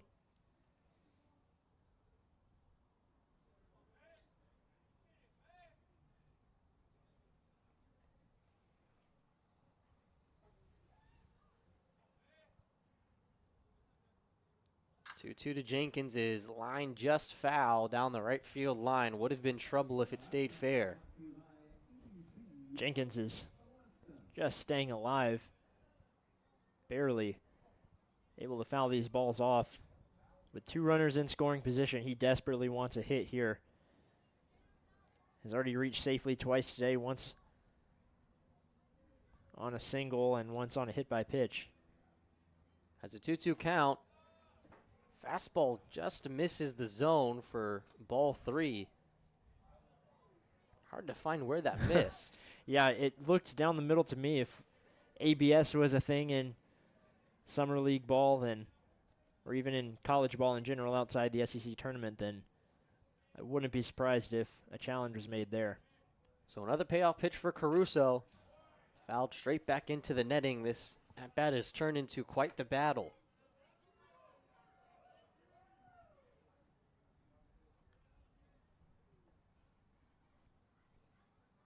Chinooks tied the game off of a wild pitch, have runners at second and third with a chance to take the lead for the first time since the 1st inning. The 9th pitch of the at-bat is fouled away. The 4th time Jenkins has fouled a ball. It's about to be the 10th pitch of the at-bat. Not sure what the longest we've seen this season is, but it's been right around that threshold. This is certainly one of them. Also about to be the 34th pitch of the inning for Caruso. Just misses for ball 4. And Caruso loads the bases after a long at-bat to Kirby Jenkins. That's just a tough miss there. Looked pretty similar. That one, you could tell, was a little bit lower than the previous pitch from our perspective, but either way, just barely misses. So Caruso has loaded the bases with 3 straight walks, and that'll warrant a mound visit from Kirk Schreider, who waves off his infield They were about to come in, but it'll just be between him, Caruso, and Forbes.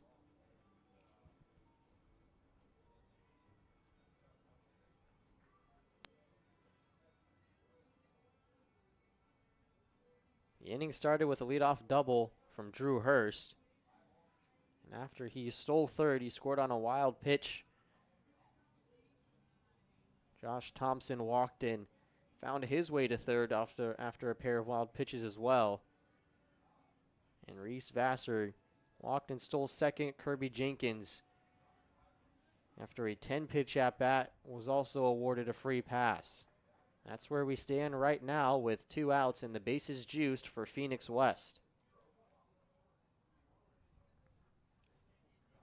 It's certainly been an odd inning, and one of the last guys that the Bucs want to see come to the plate is now up to the plate in Phoenix West, who has one of the best averages in the ABL. Has an even 400 heading into today. On-base percentage of over 500 too. 1-0 is hit into right field. That'll score at least 1 run. Coming around third is Reese Vassar. He'll score. And Phoenix West delivers with a 2-out, 2-run single. And the Chinooks take a 5-3 lead.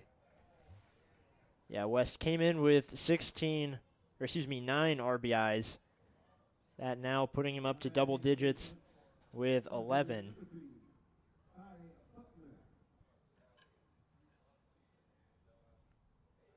So West delivers with a 2-run single. That'll bring up Kai Butler, who hit the first RBI single of the day. That came way back in the first inning. Take strike 1 on the outer part of the plate. And one of the unfortunate parts for Caruso, he had 2 outs, a runner on second, and that was when Josh Thompson came up, and it has been 4 straight, now the 5th straight batter with 2 outs in the inning. On 1 count. Moves to 1-1. Phoenix West stole second on that pitch. Forbes not able to throw over to second in an effort to keep Kirby Jenkins at third. Again, neither of the middle infielders over to the bag in time. Forbes had to hold up on the throw.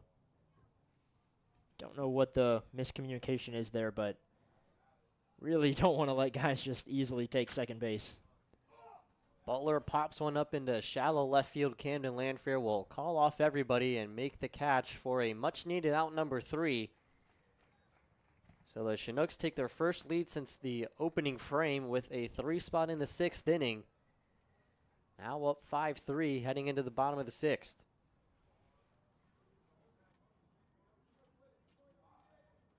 Ladies and gentlemen, we want to make sure we wish a very special birthday to Hunter. Happy birthday, Hunter, from your Anchorage Bucs. Also, get out those red ticket numbers. We got another one for you. That red ticket number is 066589. 066589. You're bringing home some Little Caesars.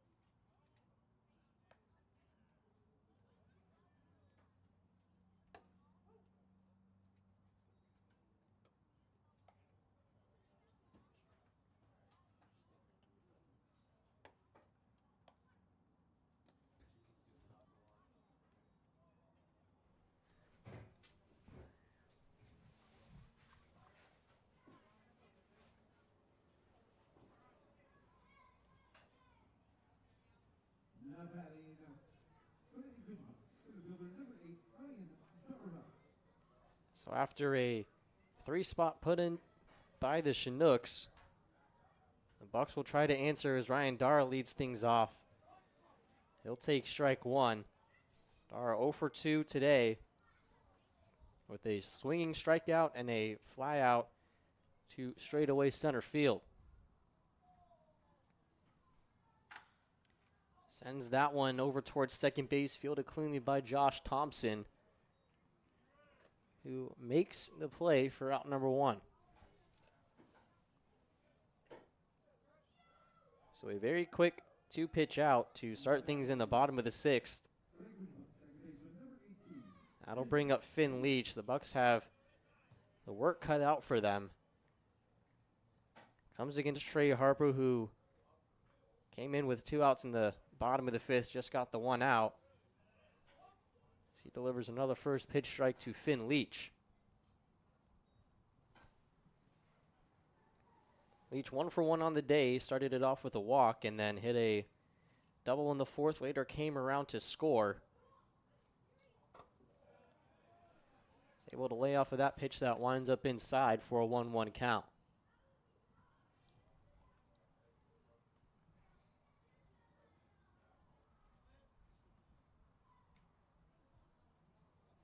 Bucs are no stranger to playing from behind. They have a plethora of comeback wins this season. It's been our main reason why they've been on this scorching hot streak recently. 2-1 to Leach is hit foul and out of play. Was way in front of it, but barreled it up pretty well. Now he has a 2-2 count with 1 gone in the bottom of the 6th.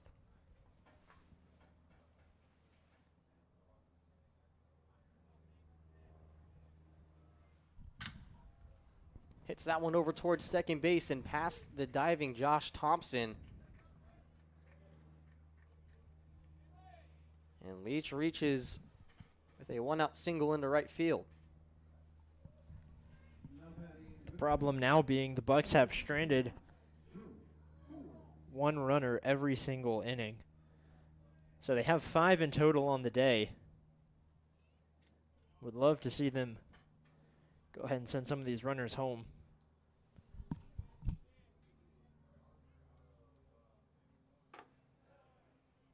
It'll be Joe Forbes up next. He takes strike 1. And Trey Harper has been attacking these batters with early strikes so far.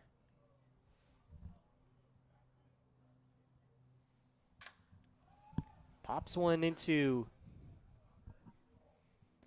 right over towards third base, and that'll be caught by Drew Hurst for out number 2. Much different outing for Harper than what we saw in his first appearance against the Bucs, only making it a third of an inning before giving up 3 earned runs. Now has been very good here in his second inning. Andrew Sheffield swings and misses at the first pitch of the at-bat for strike 1. He walked and advanced to second his last time up in the 4th, but was not able to advance past that.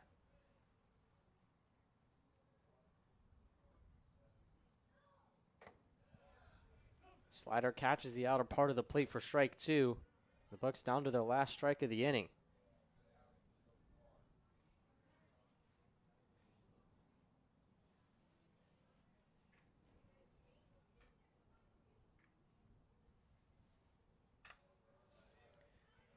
Fouls one into the netting behind home plate to stay alive in the count.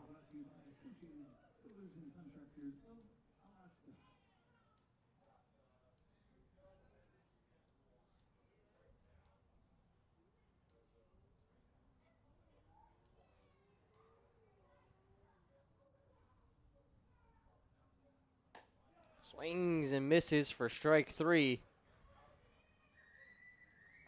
Harper limits the damage to just the 1 single by Leach. As through 6 innings, the Chinooks lead 5-3. You're listening to the Bucs YouTube channel.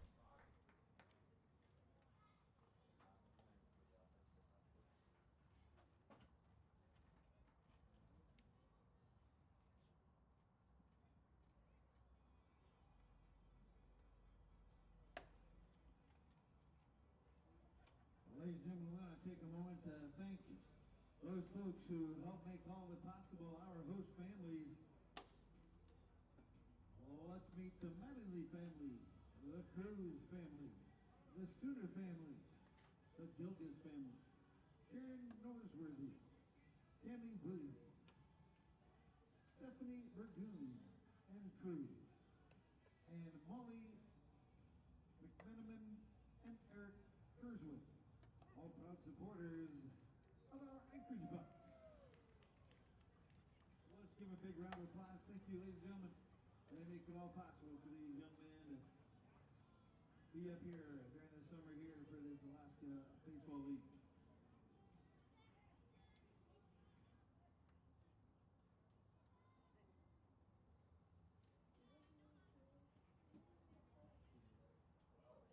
Now batting for the Chinooks,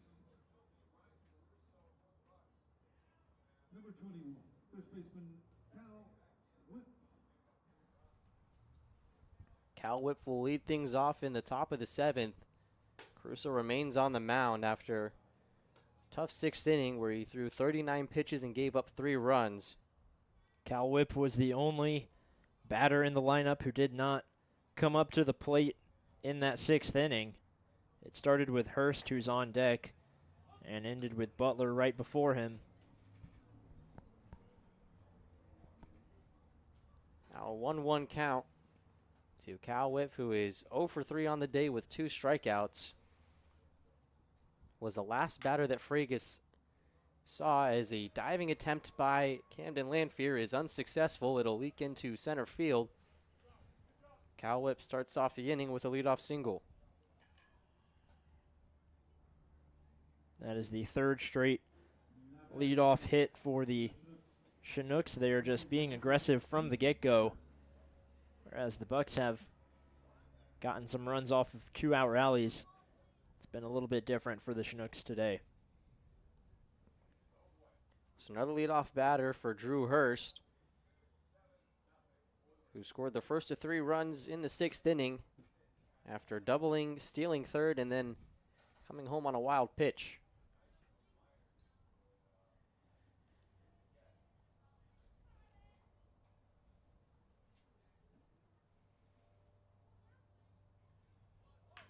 Bunt attempt from Hurst will just barely wind up foul. The first almost successful bunt attempt we've seen today. Yeah, have seen several foul. That one has come the closest, unless you count the one that just bounced onto the plate and then out into the field. But that one a little more traditional, rolling down the 3rd base line. So it'll be strike 1 to Hurst. Be interesting to see if he tries to pull off another bunt attempt with only 1 strike. He'll try to do it here. He'll pull away in time. The pitch landed out of the zone for ball 1.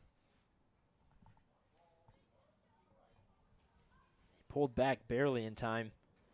Thought he might have gone a little bit, leaned forward as the pitch was outside, but ump seems to think that he held off. Those are always really tough to see if they're going to count as a real attempt. They usually wait till the very last second. That's exactly what Hurst does there again.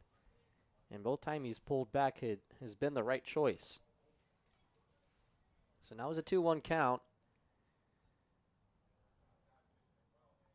Whip remains at first base. Swings at that one and fouls it back for strike 2, so that'll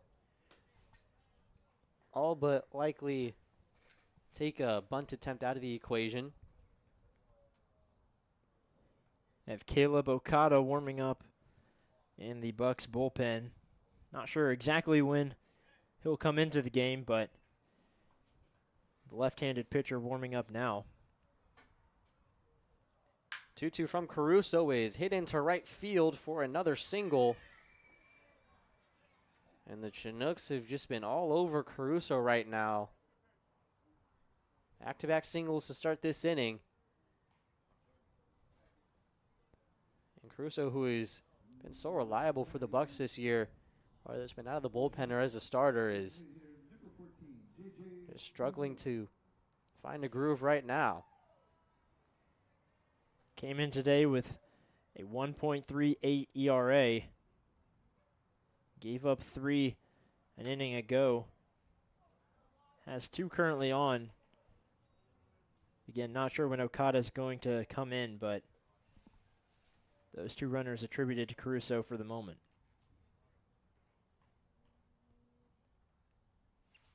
J.J. Prue now lays off with the first pitch for ball 1. Tries to lay down a bunt attempt. Will do so here.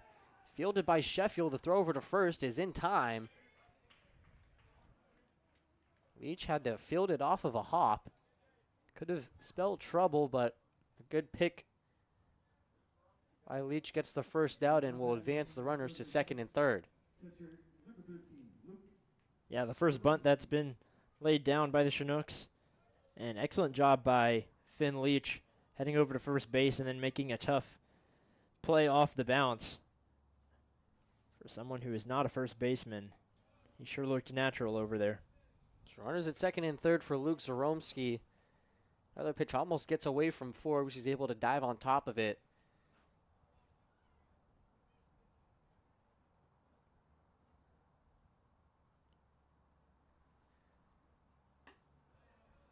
Want to know another pitch that's down and away for ball 2.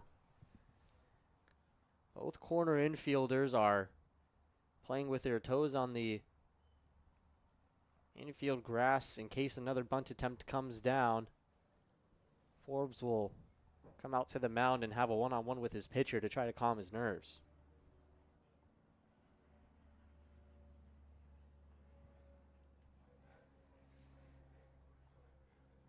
Yeah, some visible frustration by Caruso, and rightfully so. He just seems to be missing a little bit. Obviously, not trying to do so, but just can't quite get things to work here today.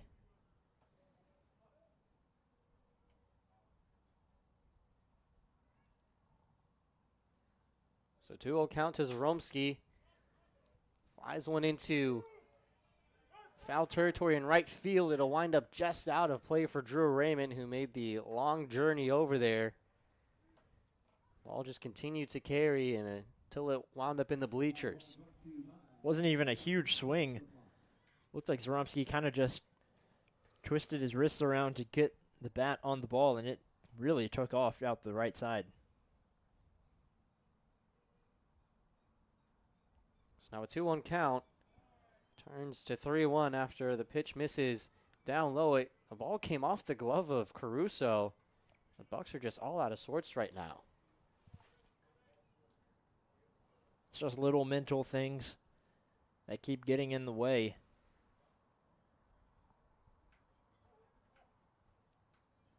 Caruso facing a 3-1 count. Trying to avoid loading the bases. That one's chopped over towards third, fielded cleanly by Sheffield. They'll get the tag out at home for the second out, so they keep another run off the board. Zaromski will reach on a fielder's choice, but was definitely the right choice for the Bucs. Yeah, once Sheffield saw that Cal Whip was booking it down to home and had no intentions of turning back, it was an easy decision to throw over from less than 90 feet away and get the tag out at home. Also had Hurst heading over to third, so even if Whip had made up his mind to turn back, would not have had anywhere to go. So it looks like that might do it for Ryan Caruso, with the left-handed batter Josh Thompson coming up to the plate. Having a long talk. Usually when Schreider comes back onto the mound for the second time, it means that the pitcher is done, but this looks like Caruso is not done yet, as now Schreider will make the call to the bullpen. Okada will emerge. Caruso not able to even go a full 2 innings.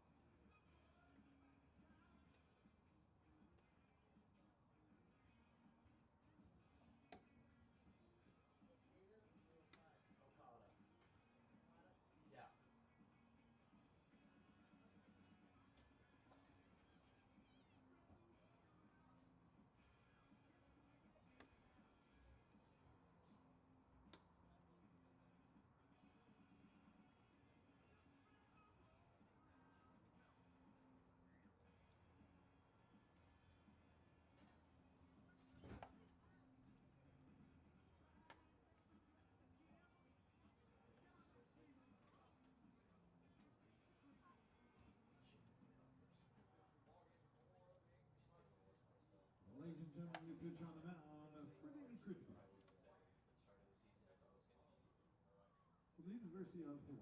Number 14, Caleb Okada.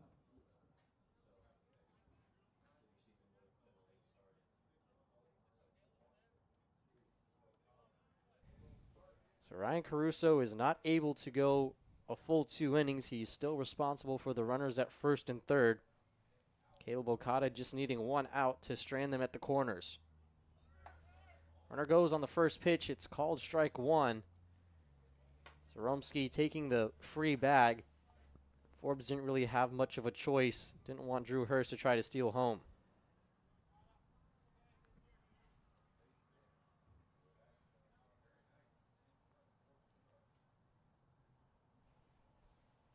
So no 1 count to Thompson, who was singled and walk as that pitch came up and hit the umpire.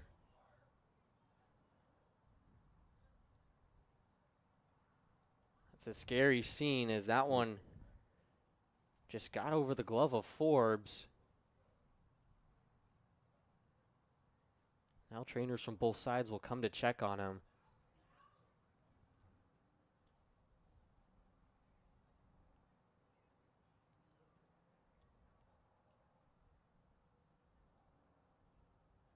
Looks like it might have come up and hit him on the neck where there's no protection. Obviously, he has the mask to protect his face.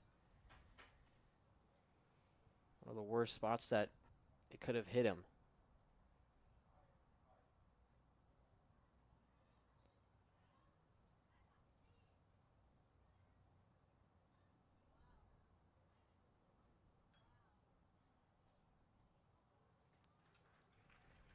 He'll come up to his feet and get a round of applause from everybody in attendance in a scary situation. Not sure how many umpires they have on standby. My guess is probably 0. But he seems to be okay now. Thank goodness. It was a little unsure there at the beginning if he was going to be able to return to the game. Yeah, it's great to see him be able to stand up on his own and everything. We weren't sure exactly where it hit him. But he'll stay in the game as it's now a 1-1 count to Thompson.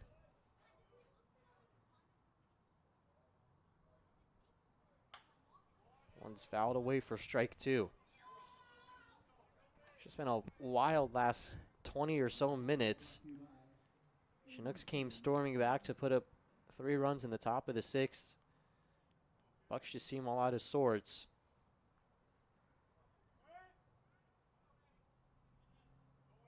Okada just 1 strike away from keeping the game within reach. Can't do that, but Forbes with a great pick out of the dirt. Yeah, a fastball that was on the outside. If it had been on the other side of Forbes' body on his non-glove side, not sure he would have been able to get the same grab on it. But luckily, able to scoop it up and keep it in front of him. Saved at least 1 run there. So now the count moves to 2-2 on Thompson. Another pitch that is down and away, and the count has run full.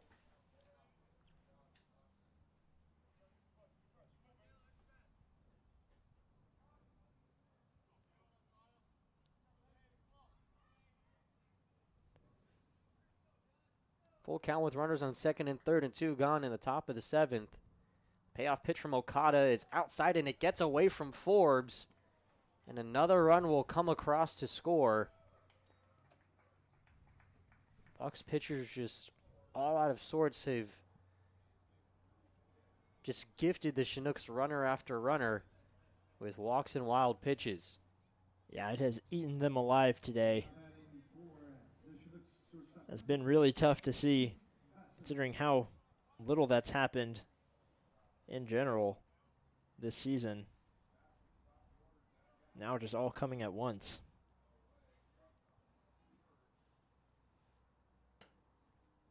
So now Reese Vassar steps up to the plate and takes ball 1. Wouldn't be surprised if Thompson takes 2nd as well with the runner at 3rd. They've done that several times today. Seems like they've had a runner at 3rd the entire game. He won on that pitch as it's popped into right field. Raymond comes under it and is able to make the catch. Finally put an end to the inning. Well, the Chinooks add one more to their lead as they are up 6-3 heading into the 7th inning stretch.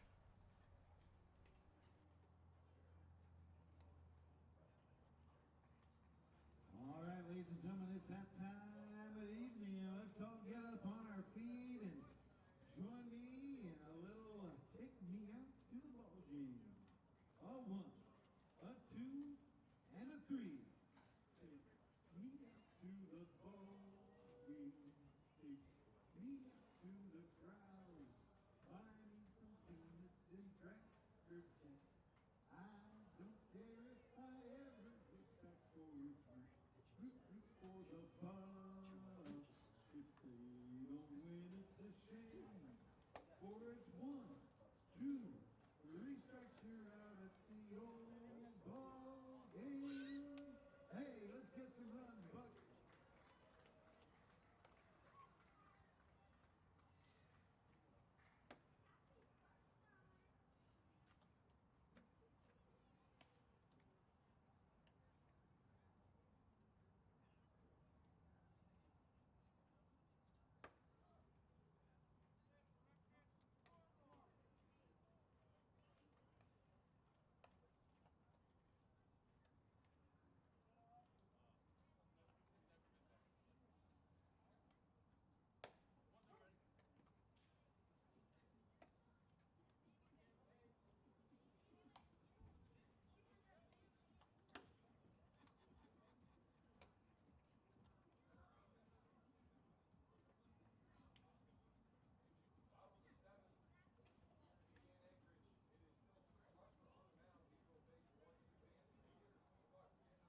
Now batting for the Anchorage Bucs, shortstop number 17, Camden.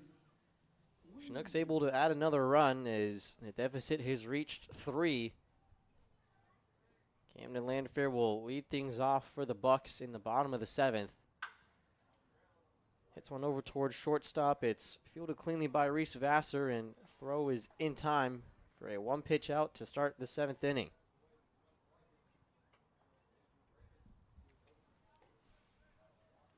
This is the part of the order where the Bucs can do their most damage. This is exactly who they want up to the plate. Next up is Andrew Raymond, who drew a walk in the 3rd inning. It was thrown out as a part of a 3-6 double play. Takes the first pitch for strike 1. Trey Harper seems to still be dealing here on the mound. Like I said, very different from the first appearance, giving up 3 earned runs in less than an inning. Ever since Harper has come into the game, Bucs have really struggled to not only put up any runs, but just get anybody on base. 1-1 is inside for ball 2. Raymond trying to become just the second base runner that Harper's given up.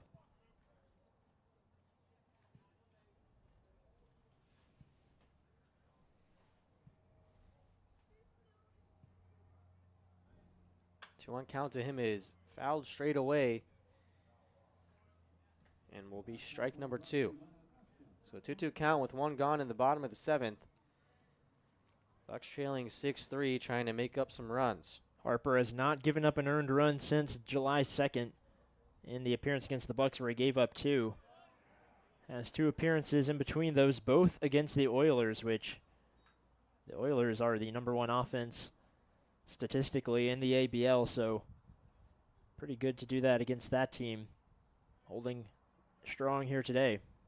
Payoff pitch to Raymond is outside for ball 4. Raymond able to draw 1-out walk. Potentially putting some pressure on Harper, though. After Leach singled with 1 out in the 6th, it didn't seem like it bothered Harper too much. And now the Bucs have left 1 runner on base each inning. 1 runner, no more, no less. It has been 1 every single time, so a total of 6. Raymond hopefully will not be the 7th. Hank Smith will try to change that, but he will take strike 1. He's Smith having himself a day with a single and a double. Trying to add to that hit total with Raymond at first. Check swing on the 0-1 did not go around. That'll even up the count at a ball and a strike. Seems like the Chinooks fans have traveled pretty well. A lot of groans from behind home plate after that.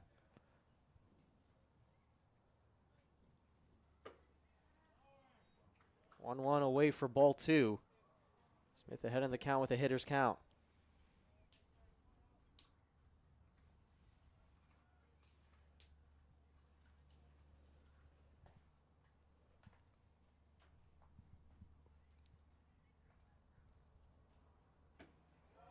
Another pitch that just barely misses for ball 3. Smith, a very good eye and just a disciplined at bat from him right now.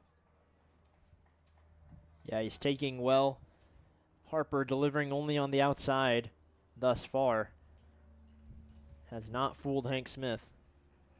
3-1 count to Smith. Gets strike 2 on that pitch on the inner part of the plate. Smith thought it was ball 4, started walking towards first, but he'll have to return and see at least one more pitch. Smith with a .328 batting average and a .440 on base percentage. It is 2 for 3 today, so both of those numbers are likely going to increase.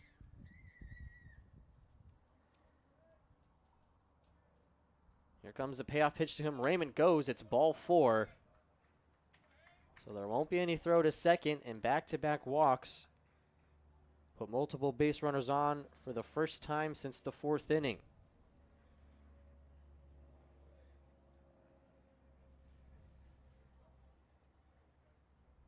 Not a worn mound visit for the Chinooks, as Trey Harper, who has been very solid since coming in with 2 outs in the 5th inning, and now has his first little bit of pressure in one of the hottest bats, not just in this team, but the hottest in the league. Ty Denton is up to the plate and has a chance to do some damage. And Harper missed well outside on many of those pitches to Smith during the at-bat. Now with the right-handed batter Denton coming up, be interested to see how he changes that approach. If he continues to miss on the inside, it might be a little bit of a control or an angle problem. But outside, if he keeps missing here on the right-handed batter, then he's just really missing the strike zone in general. And the Bucs might be able to take advantage with only 1 out. Denton steps up to the plate 2 for 3 with a single and a double.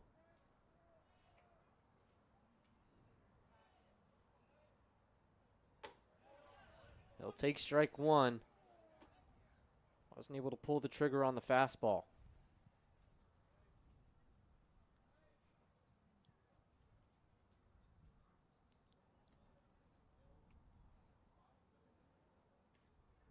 A 1 count to Denton with 1 gone in the bottom of the 7th.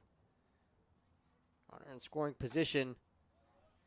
That pitch gets away and out of the zone for ball 1.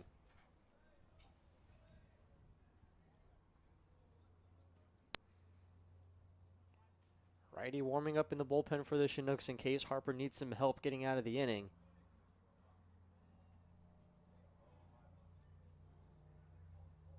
Here comes the 1-1 to Denton. It's into shallow left field and caught by Phoenix West. Won't be able to advance either base runner, and now there's 2 gone for Taylor Tracy. Tracy had a 2 RBI double, but that was way back in the 1st inning. The Bucs haven't scored since the 4th. That came off of a wild pitch that scored Finn Leach from 3rd.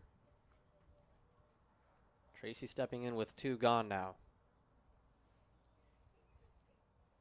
First offering to him is swung on and sent right over towards shortstop. The throw over to second is in time. They get the force out. And Harper strands a pair on the bases to keep his team in front 6-3.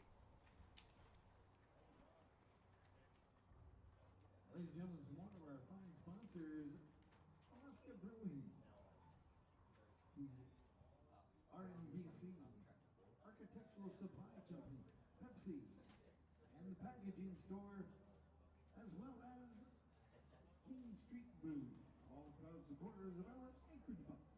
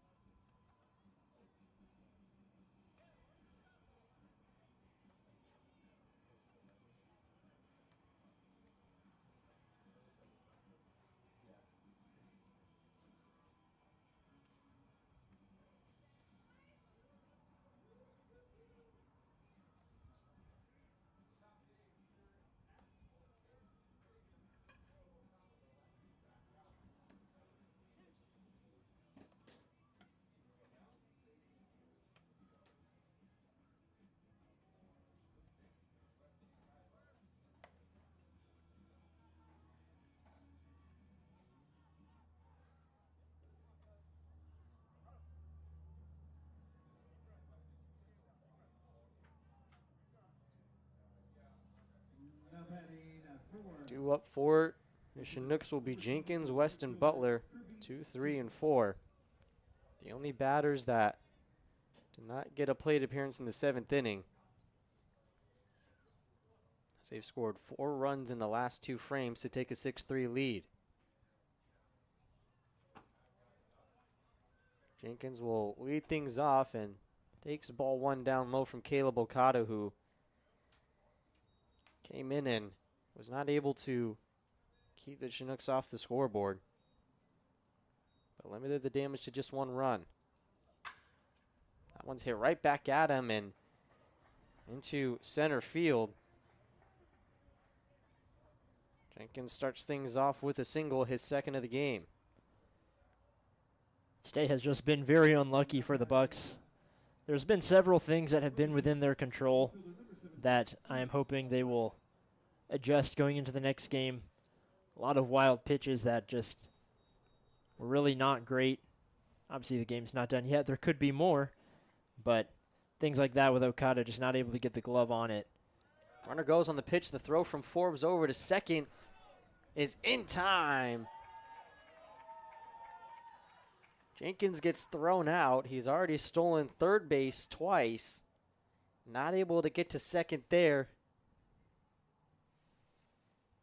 He had made it to third base in his last 3 plate appearances. A hit by pitch, and then eventually made it around, then a single, then a wild pitch, and then a stolen base. And then in the 6th, the walk and was driven around. Still waiting to see what the last call for the pitch was. It's now a 1-1 count. The first pitch to Phoenix West was a ball. West hits one over towards first base. It's fielded cleanly by Hank Smith, as the scoreboard in right field has completely shut down. Now batting for the Chinooks, center fielder number 3, Kai Butler. So now Kai Butler steps up to the plate. Had an RBI single back in the first, but his last 3 plate appearances, he has been unlucky.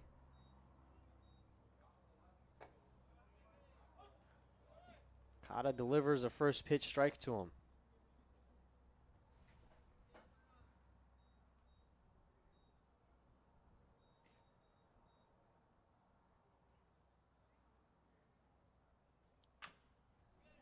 That one's chopped over towards third, gloved by Sheffield, but it pops out of his hand before he's able to make the throw over. It would have been a tough play. Either way, Butler reaches safely with 2 gone. Again, just another unlucky play as Sheffield wasn't able to get it out. Not necessarily unlucky individually, but just as a team overall, haven't been able to make the plays that they have been able to make the past several weeks. It's a very good chance that Butler would have been able to leg that out. He was almost already to first by the time Sheffield was winding up his throw, but instead of a close play, it was a sure play for Butler. So now Cal Whip stands in there. He led off the 7th inning with a single. His first hit of the game, and now all but one player, J.J. Prunow, have reached first base safely. A very slow throw over to first to check on Butler.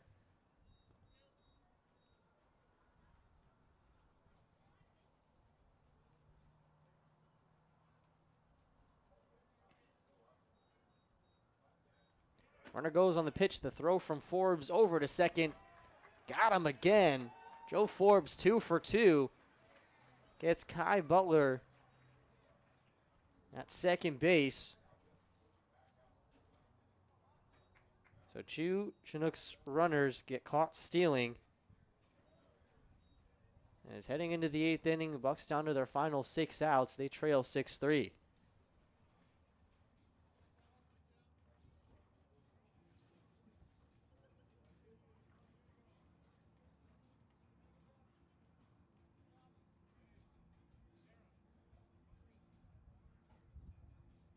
Ladies and gentlemen, thank you for your patience working on our scoreboard.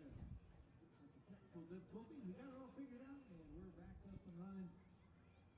Let's thank some of our fine sponsors here. We got our foul ball sponsors, Associated Builders and Contractors of Alaska, and Alaska Restaurant Supply. Our stolen base sponsor is Safe and Sound.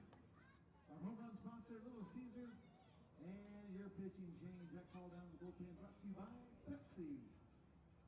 Thank you to all those folks who make it all possible, those extra special advertisers. We appreciate you and all that you do. I also want to recognize some more of our folks who help us out every single day. Our team trainer, Lynn Young, and Orthopedic Physicians of Alaska. We appreciate them coming out and keeping our players healthy and umpires. Also, Team Health Club is Alaska Club, and your Team Car Care Center is Alaska Springs of Performance and Alaska Towing and Wrecking. We want to thank those folks for their continued support and make it all happen for the Anchorage Bucs.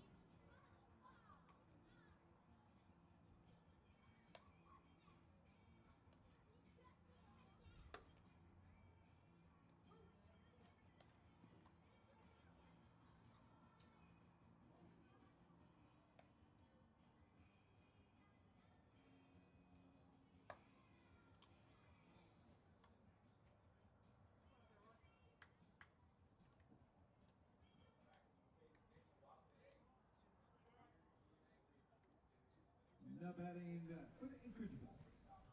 Due up for the Anchorage Bucs will be the 6, 7, and 8 hitters with Ryan Dara, Finn Leach, and Joe Forbes.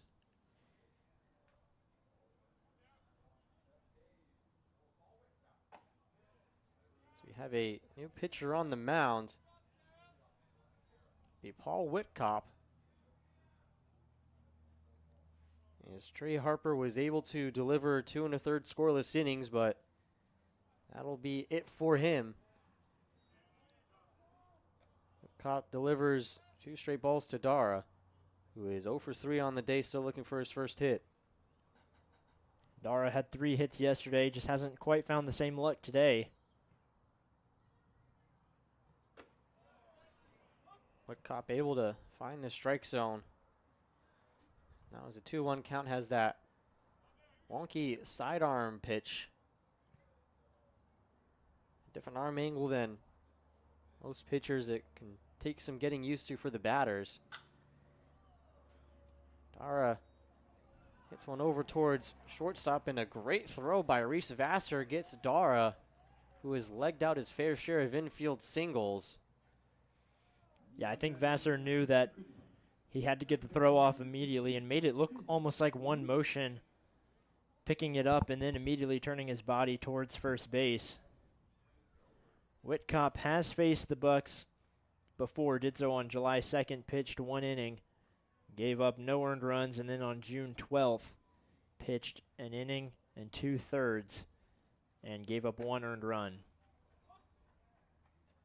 So now Finn Leach will step in. He is had himself quite the day, a double, a single, and a walk. He will take strike 1 with 1 gone in the bottom of the 8th, his team trailing by 3. That one comes in and almost hits him, but it'll be ball 1 to even the count up.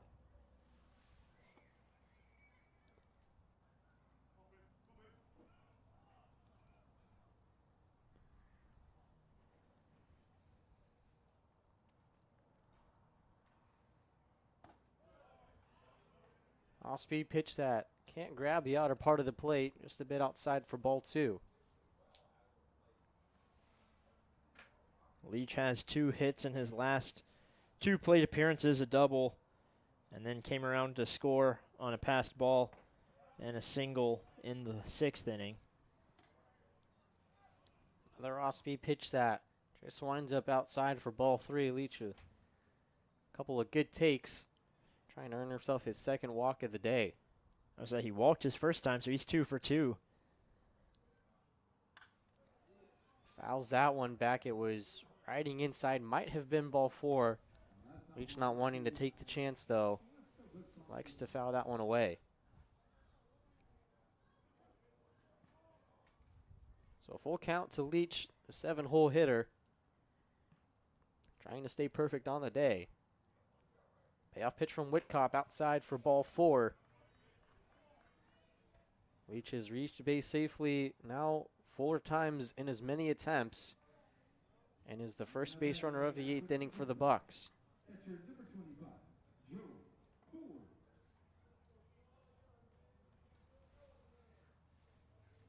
Here comes Joe Forbes, who is still looking for his first hit of the day. He's 0 for 4. Excuse me, 0 for 3, trying to avoid going 0 for 4. Swings at the first pitch he sees. It's glove down by Vassar. The throw over to second, though, is in time, but it was dropped by Thompson, who bobbled it, and Leach was able to get into second in time. Yeah, again, Vassar trying to make a really quick throw, and he got it up and got the throw off, but it bounced over towards the second baseman, Thompson, and Thompson just couldn't quite grab it into his stomach, fell out, and that was the perfect amount of time for Leach to get it safely to second. So Forbes reaches safely on the fielder's choice. Leach reaches on the error between the middle infielders. Now a pair of base runners are on for Andrew Sheffield. He walked in the 4th inning, but is still looking for his first hit. Has a chance to bring the Bucs back into this game. He'll take strike 1 on the outer part of the plate first.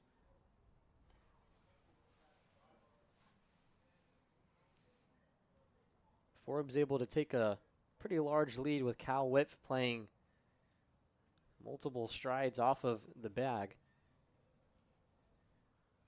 Josh Thompson keeping a close eye on Leach. Slider that can't find its way into the strike zone will even the count up at a ball and a strike. Sheffield's been a pretty streaky hitter this season. Had about a week there where he was going absolutely insane. Had 2 home runs and several more base hits. But right now sitting at a 191 average with a 264 on-base percentage. He has found a spot over at third base where he's been pretty good defensively, sharing it with a few other people. We've seen Hayden Miller there, who started the season at that position, and then a couple other guys, Lanfear and Leach, have both played over there. Sheffield trying to find that same streak. Hits it right to the pitcher, Whitcop, who is able to throw over to second in time, but Josh Thompson had to really stretch out to keep that ball from going in the outfield. So Forbes is out at second. Leach advances to third, and it's now runners at the corners with 2 gone for Camden Landfear. Yeah, not sure he would have been able to turn the double play even if it was a good throw, as he was throwing from so far away. But either way, not a worry that the Bucs had to make. Now another mound visit, although it seems like Woodcock's done pretty well. He's in a little bit of trouble now, obviously with how close this game is. A 3-run lead is significant, but not the biggest lead in the world. And with the tying run stepping up in Camden Landfear, and there's also no limit to the number of mound visits you have, I do not believe.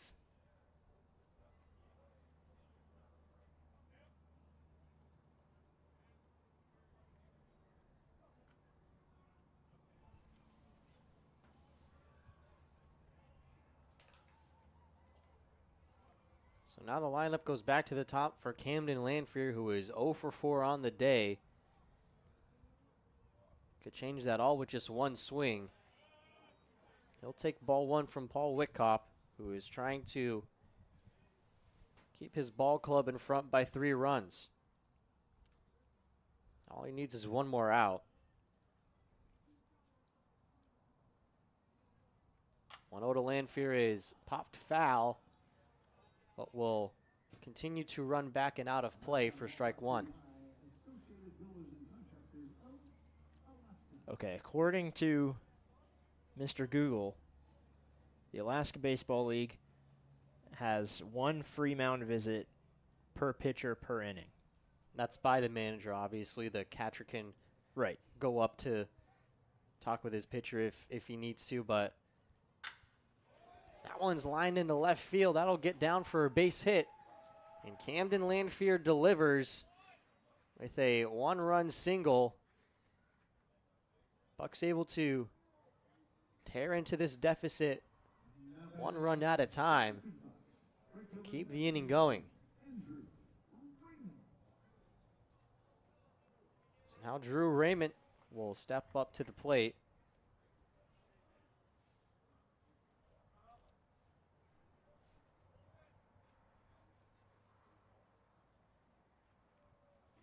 And another mound visit, which, if Google is correct, means that will be it for Paul Whitcop. We're about to find out. And another pitcher will emerge from the Chinooks bullpen. That will be it for Whitcop, who is not able to go the full inning. He'll be replaced by a new arm. We'll have more on them when we come back.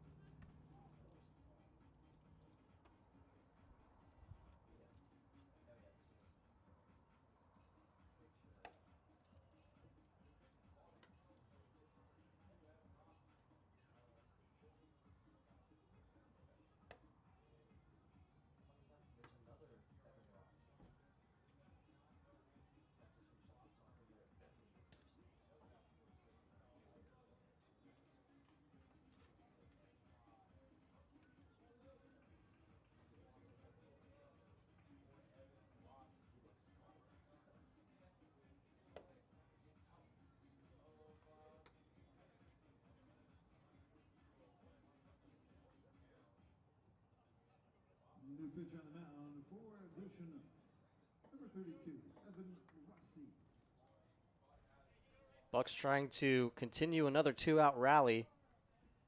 Evan Rossi takes the mound in place of Whitcop to try to keep that from happening. Whitcop exits the game with only giving up 1 run so far, has 2 more on the base, Pats, that will go to him if they score. Only gave up 1 hit, no strikeouts, and a walk. As Evan Rossi comes into the game with a 2.79 ERA in 7 appearances, is 0 for 2, but there's 0 and 2. Check swing from Raymond. He went around. According to the second umpire, that is over at second base, who doesn't have the best angle, but he has the best angle of the 2 umpires. So now a 1-1 count to him. A pitch that winds up outside for ball 2.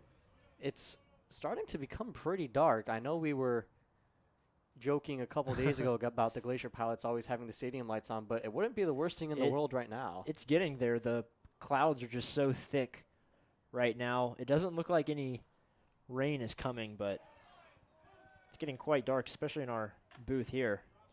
Rossi gets strike number 2. The only time we've had the light on here was during 4th of July when we were in here at midnight. Yeah. Evan Rossi also with 4 saves on the season. 2-2 count to Raymond, who hits one foul and out of play. So based on context clues, I'm going to infer that Rossi is their closer that has just come into the game 1 out earlier than he's used to. 2-2 just outside for ball 3 to run the count full. That was a dangerous take from Raymond, but paid off for him. Just a little bit low and away. So as run the count full, both runners will likely go on this next pitch. Here comes the payoff pitch from Rossi. Fouled off of the leg of Raymond, who will take a couple steps and walk that one off.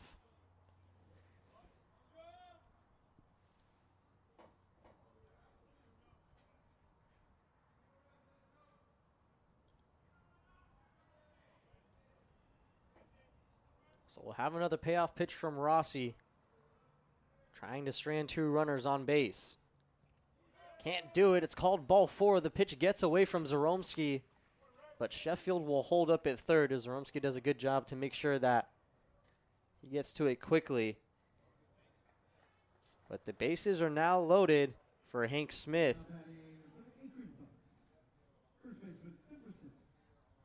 Not many more people that the Bucs would rather have up to the plate in this scenario. Yeah, he does an excellent job at just getting on base. Has 2 hits today. A single, and he came around to score in the first, and then a double back in the 5th, as well as a walk his last time up just an inning ago. As the bases juice with 2 gone, swings at the first pitch he sees, flies it into center field. Kai Butler will come under it, and he makes the catch. So the Chinooks avoid disaster and limit the damage to just 1 run. Bucs trailing 6-4 heading into the 9th.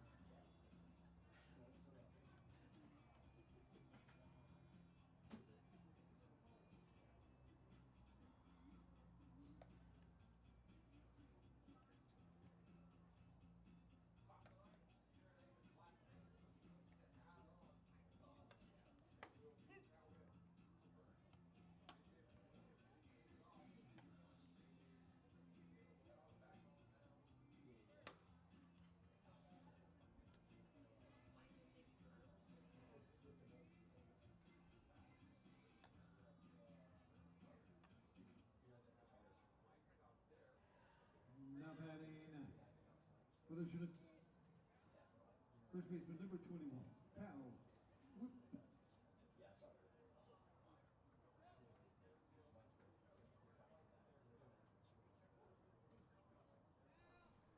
Caleb Okada back on the mound for the 9th inning, trying to keep this game at 6-4. Well, there was a first pitch strike to Cal Whip. They have turned on the lights here at Mulcahy Stadium. So, first time the Bucs have been the home team playing under the lights. Seems like the Glacier Pilots turn them on every time we've seen them at least, so that's a usual occurrence for them. Also want to thank our viewers for helping us out with the mound visits. Each team gets 6 total defensive visits per 9 innings, 3 total offensive per 9 innings, and then the second time that the coach comes up to talk to the pitchers, an immediate removal. So that's crowdsourcing right there. Couldn't have done it without our viewers. We could not have done it. We guys need you as much as you need us. So no 2 count to Cal Whip, who singled in the 7th inning. Takes a pitch upstairs for ball 1.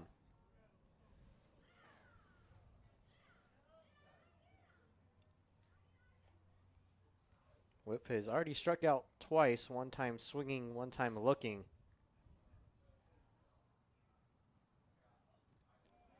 One, two, gets away for ball 2. Pitched down in the dirt that Whip was able to lay off of.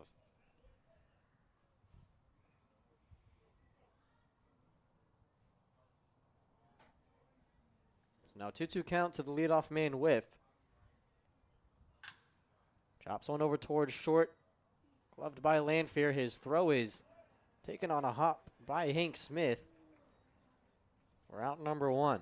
Yeah, luckily it hopped well out in front of Smith and not right in front of him. And it sort of came back up and allowed him to adjust on the bounce. But if it were any closer, it would have been a really tough scoop off the ground. So now Drew Hurst will step up to the plate as he's had himself quite a day. He singled and came around to score in the 7th, and then in the 6th inning he doubled and came around to score. Takes a first pitch strike from Okada.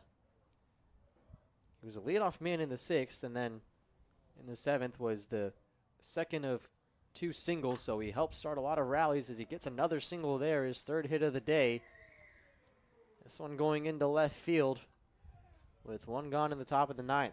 Yeah, that was unfortunately right on cue, as you were saying, that he is a starter of rallies. Okada trying to avoid being the 3rd pitcher to have that happen to him. So now J.J. Prunow steps up to the plate. The only one on the scene does not reach base safely so far. And you can go one further and say he's the only one on this team without a hit. Every other player in the lineup has at least a hit in today's ball game. Chinooks up to 13 hits on the day. They've scored 6 and have left at least 1 runner on the base pass in every inning except the 8th. That one's hit up the middle. They'll get the out at second, and the double play ball ends the inning.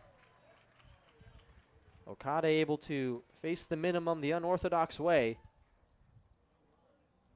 Now the Bucs down to their last 3 outs with 4, 5, and 6, the heart of their order, due up.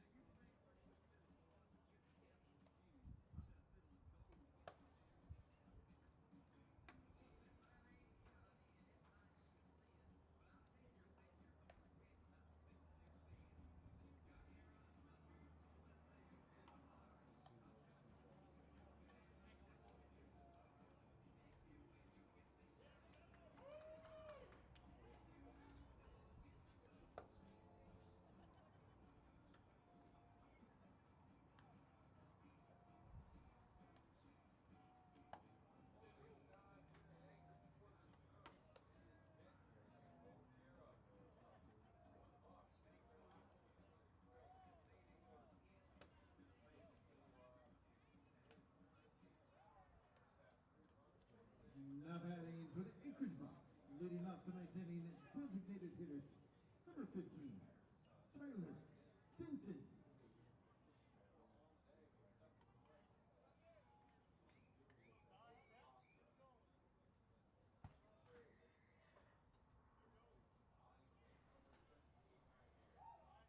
Ty Denton will start things off for the Bucs. They trail by 2 in the bottom of the ninth. Will need at least 2 runs to keep the game going, 3 to win it.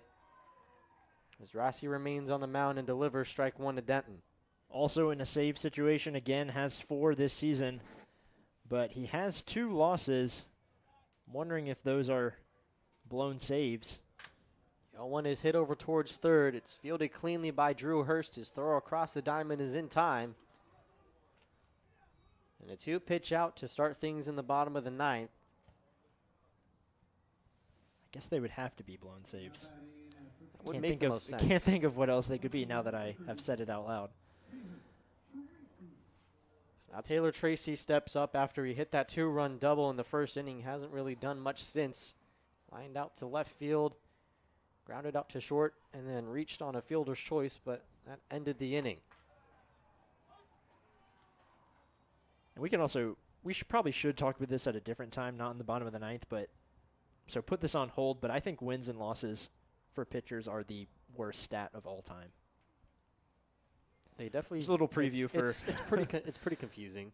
Little preview for next game. I'll try to remind you about that so you can go into whatever spiel you wish. But for the time being, it's a 1-1 count to Taylor Tracy.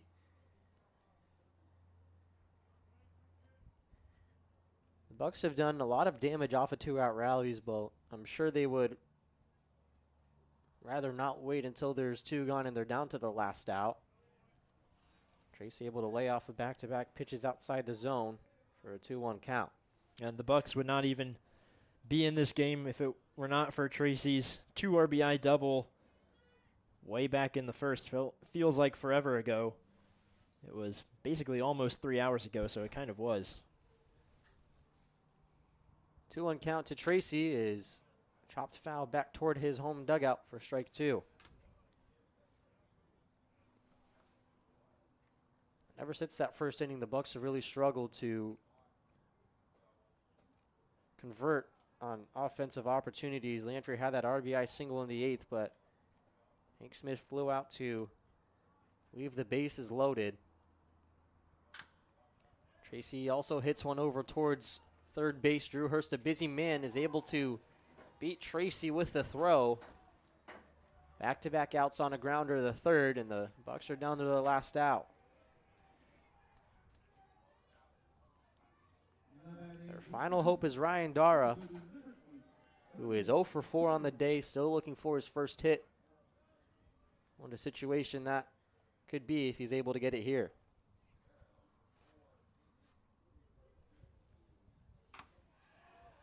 First pitch is a fastball that's below the zone for ball 1.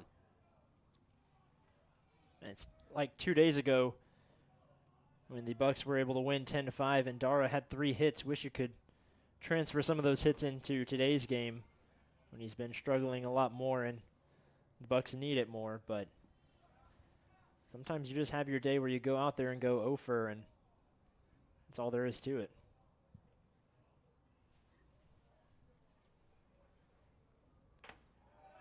Two-0 fastball that grabs the inside corner for strike 1, moves it to a hitter's count.